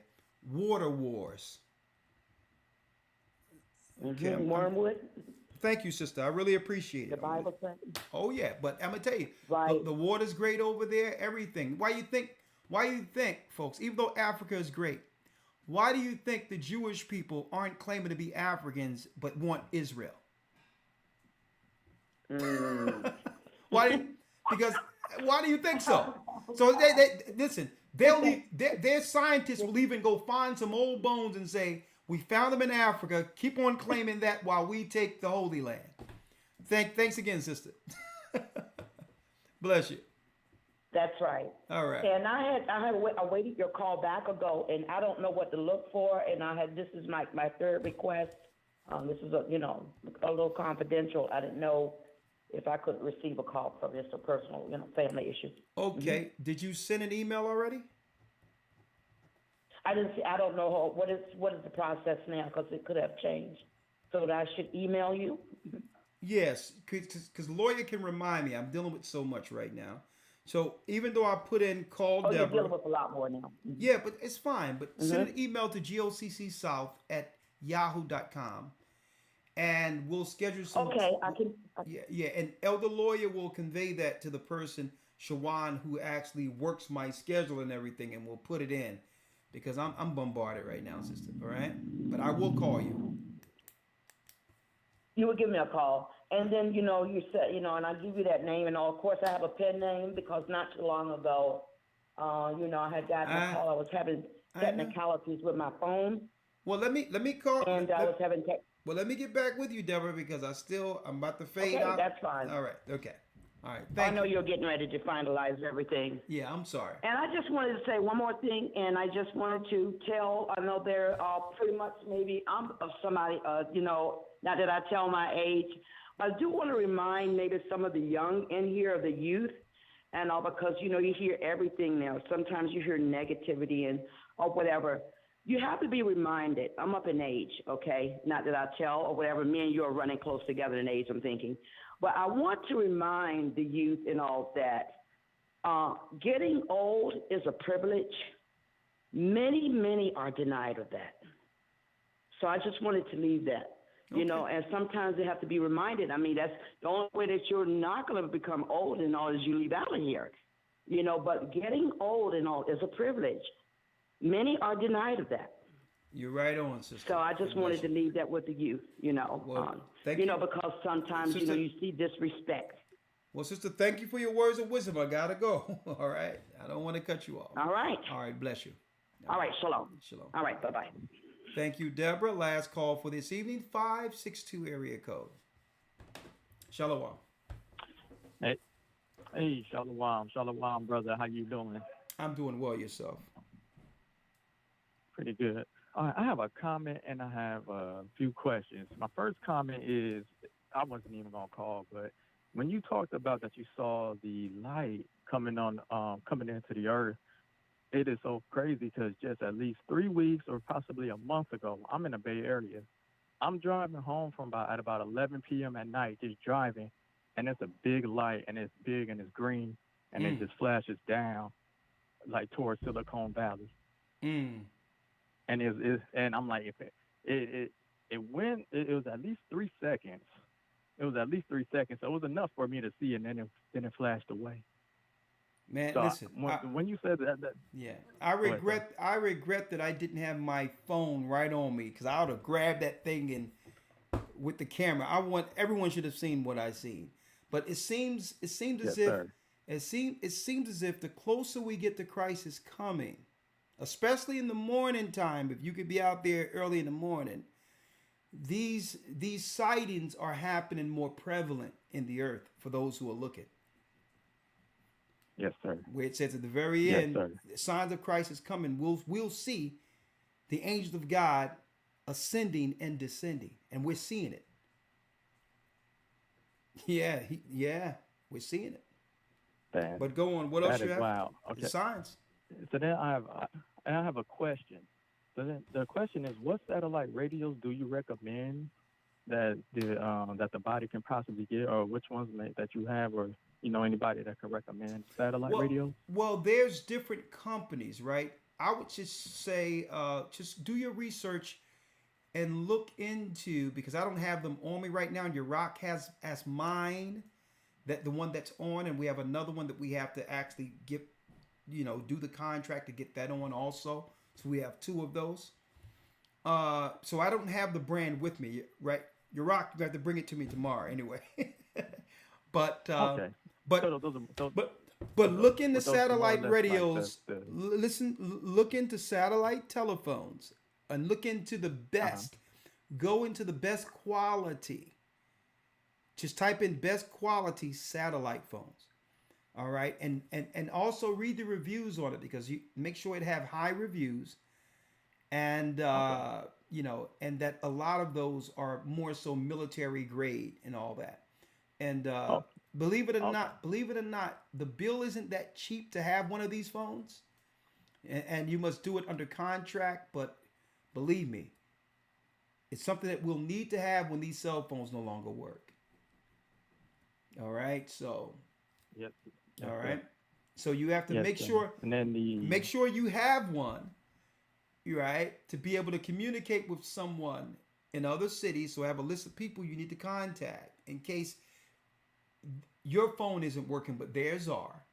And also make sure you have another person in someplace else, in a remote area or whatever, in another state, who may have a satellite phone that you can contact in the case of emergency if all the phones go out.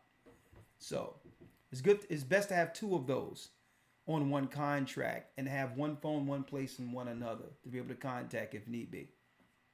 All right. Okay. Yes, sir. All praises. All Yeah. praises. And the last question. Yeah. Now forgive me because I may have this wrong. It's not a scripture, but I'm asking, who was the Israelite that bruised the heel of the dragon or the beast? And do you know when was that? I know that they went into Rome. Okay, what are you talking about? You're talking about in the book of when you go into when it says he shall bruise his head and he shall bruise and he shall bruise his heel. That's prophesying Christ destroying the Roman Empire, the serpent.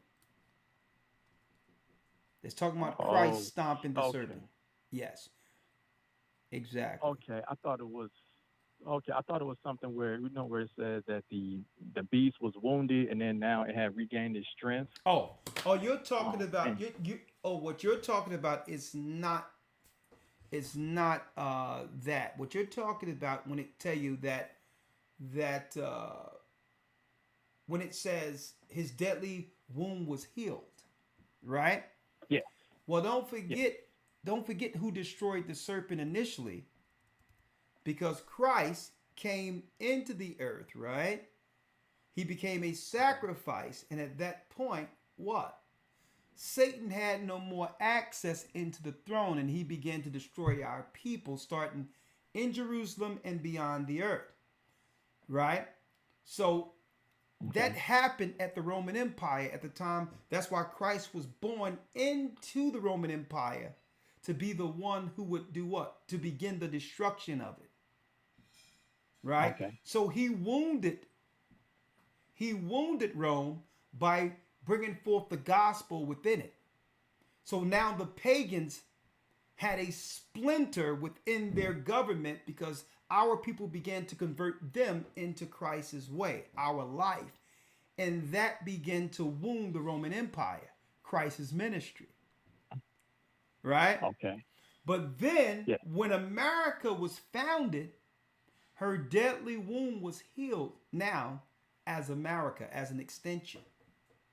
But it was Christ who wounded it, because out of Christ came the disciples. It also came what? The divide, when our people as generals began to turn against the Roman Empire. Septimius Severus, Persinius Niger, so that we could now have our own empire within their empire during the Dark Ages. Yeah. And this is where you have black nobility. You have the kings of Scott and all of that. The original Prince Charles and all that were us. Okay, but then you had the Germans, which were the Wesson family, who came in after we fell and assumed those names under what we call today the British royalty. So that deadly wound was healed when they made America, but it was Christ's ministry that began the political divide that led to our people freeing ourselves for a time to set up nobility over in Europe. And I'll be going into that in more detail. Yeah. Okay. And just the black nobility. Just, do you know what time? Because I just recently watched the Roman Empire. Yeah. And I was like, oh my goodness, where's, And I know you said that in some time back, and I just looked at it, just saw it, just came across it, and I said, oh my gosh, let me look at this. And so I was like, okay, where was the black nobility? I'm just trying to piece up the time. See, but like where were we? I'm going to go into that. They try to claim that the Dark Ages was 1,000 years. But it wasn't. Mm-mm. The Europeans actually added 300 years to their time. Okay? So we're not in the year 2023. That's a lie. They added time during the time of the Dark Ages into the Western world Americas and conspired. The Roman Empire was behind this, adding characters into history of Europe that didn't exist, like Charlemagne, allegedly, and others who didn't exist, to repeat stories over and over again to fill in an extra 300 years on our current calendar. So no, there wasn't 1,000 years during the Dark Ages. It was more so around 700 years that we were there over in Europe for a time ruling. All right, and I'm gonna try to put that together with some charts to show. There's a thing called the phantom hypothesis. Okay, where it was a Jewish guy who came into it and started to realize the patterns of the same history in Europe, using different characters to fill in time periods that really didn't exist. Okay, it's called the phantom hypothesis, yes, and it leans into Daniel 7:25, where it states they should think to change times and laws. They added 300 years. Okay. Wow. And so, a matter of fact, Secrets of the Times. I have to go into Secrets of the Times again. Let me write that down. And refresh all of those. Okay. Go ahead, sir. I'm just writing it down as a reminder because we have to really bring some of these things back out because it has historical, archaeological, and some theoretical insights to a lot of these things I'm talking about when it comes to time. And since we're going into archaeology and history, I might as well add this as one of the pieces we go into next academy. Okay? Yes, sir.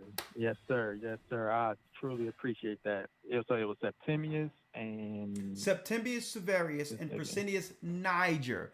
These were two black generals high within the Roman Empire who caused a splinter. Wow. Who helped break Rome. I appreciate that, sir. And out of those came the black nobility over Europe for a time, leading to King James and others. Okay?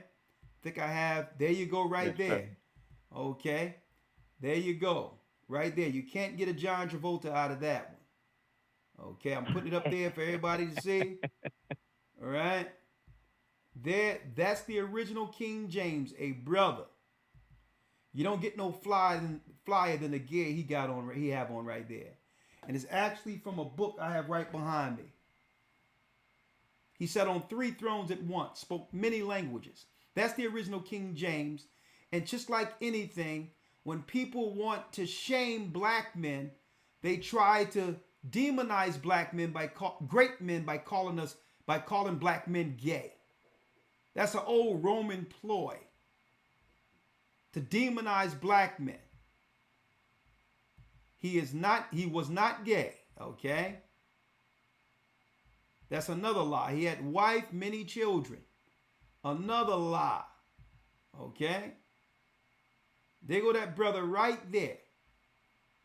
Not the whitewash image that you can't even make out. See, they couldn't whitewash this image, brother. You know why? Because it was actually drew on on cloth, on linen. So if they would have attempted to whitewash this, they would have messed the whole thing up. They couldn't whitewash this one. And then, okay, so since they couldn't whitewash it, they say, you know what, we're going to demonize them with the Bacon family and make some stories as if the satanic Jesuit Bacon family was actually operating during the time of King James to claim he was a homosexual. Liar, liar. Liar, liar. King James was not gay. That's another lie. And it seems as if they want to protect all types of European nobility. But yet, why there's no people out there amongst the English in Europe protecting King James' honor by proving he wasn't a gay man? Why out of all the people of Europe, you allow this man to be deemed gay or homosexual? Okay. There go your original King James right there. All right. Uh-huh. See? We need to get Denzel Washington to play it. There you go right there. Boom. There it is. All right. Thank you, my brother. I appreciate you, sir. That concludes our broadcast for this evening. Before I do that, I need to make sure all of you hear Brother Eric's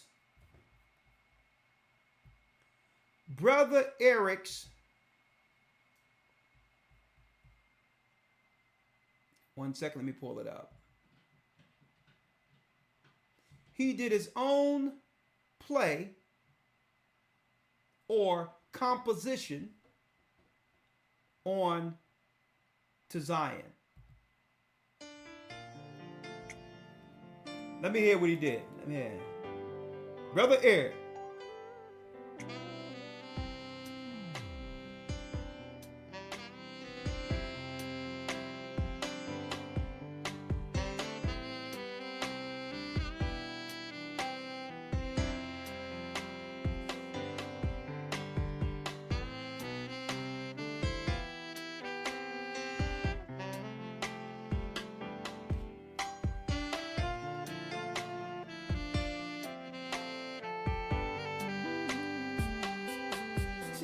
Zion, I'm on my knees, laying my life on the line. I'm begging, please don't let me fall. Give me the strength to place my feet, Lord God, my path. Show me the way.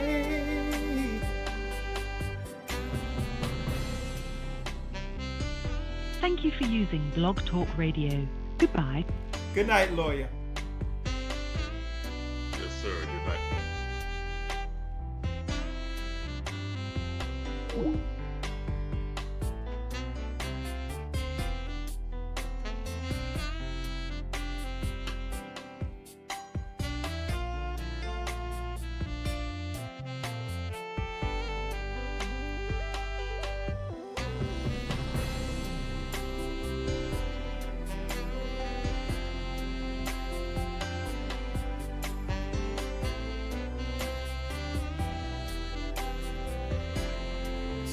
Zion,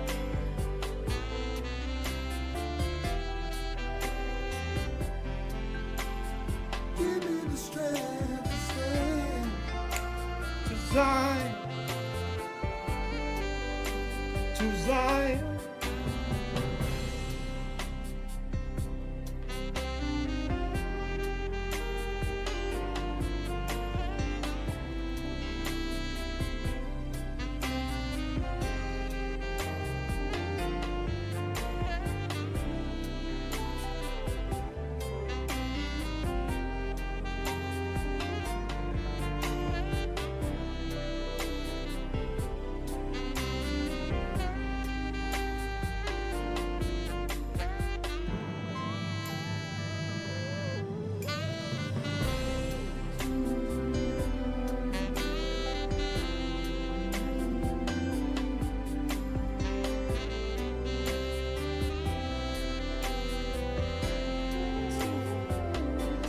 YASHAYA.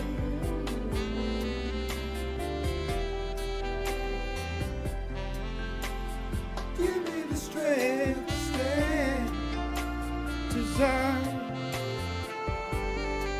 going to Zion.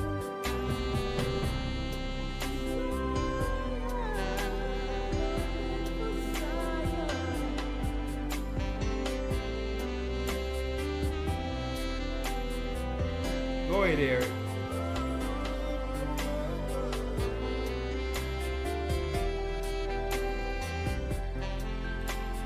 Give me the strength to stand to Zion.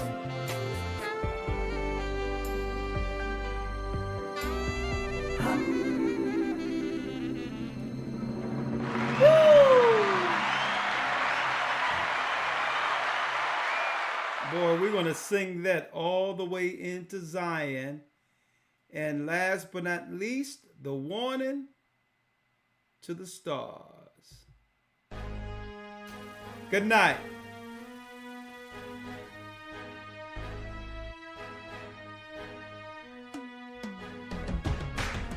You can go to space if you want to. AHAYAH is going to bring you down. Shalom. At the bottom with my hand on your heel. When I want strong enough to put my hand on your ear. And nobody knows me better than my nostrils. So when I say something, boy, best believe I prosper. AHAYAH ball came and caught him off a girl while you was drunk off of alcohol, partying like a star. That money tree scared cause he saw me with a saw. Standing tall, trying to cut you down. Sorry, I'm in charge. You messing with the line rat. This ain't no scaredy cat. Trying to catch me unexpected, baby. I'm expecting that. Bet you that you don't wanna come down to my level. I'ma humble you. One you won't walk around with a shovel. You don't regard the poor, probably why they wanna jack you. They tie the bird feet. Scraps probably gonna crack around the earth for a work. You would think that this fool's fine. Now you're traveling the space to go and still a moonshine. But I'ma bring you down. Shining for a while, living above the clouds. But I'ma bring you down. Ain't gonna stop till you're on the ground. With a lot of pride, trying to live in the sky. But I'ma bring you down.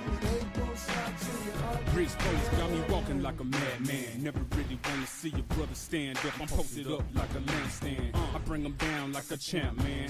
By they pride, I see in they eyes that I'm the last man. I bring them down like the two twin towers. Run up on and introduce you to my two twin powers. Walking through the valley of the shadow of death. Worst enemies, my enemies, so I be mad at myself. Y'all made me this way. Today is this day. That nobody gon' stop me, y'all disable this fate. The queen of Babylon don't wanna play with this. A King Kong ready for war, you ain't gon' make an escape. Equip banana clip lasers, hazers, but just wait. I get revenge at the end, so you making a mistake. Strap tails, prepared and heavy, ready for that day. Checkmate anybody that wanna step in my way, cuz you've been shining for a while, living above the clouds. But I'ma bring you down. Ain't gonna stop till you're on the ground. With a lot of pride, trying to live in the sky. But I'ma bring you down. Ain't gonna stop till you're on the ground. And you don't want a mission, grab your shoes and run with me. Yeah. The cops on my tail, but I'm moving real swiftly. It's like they got rabies on them things, make it itchy. But I ain't gonna stop till them suckers come and get me. I'm taking down the stars, all the stars in the industry. They try to take me once, but them suckers couldn't get with me. They took my brother Duke, but they said it didn't matter, be they lied on me. All the history said was blasphemy. So bow down your head and get ready for a tragedy. I'm coming for your heart, death won't come dramatic. Yeah. I'm finna sling my blade like Sice game, it's a static. See you guys when I get there, you lanes gon' fit. So listen to the flow that I'm kicking in the air. And that's just part of my cross, I got a big. Cause I'm from the streets, my pop's on a higher level. They know for melting cats and playing with heavy metal. You've been shining for a while, living above the clouds. But I'ma bring you down, ain't gonna stop till you're on the ground. With a lot of pride, trying to live in the sky. But I'ma bring you down.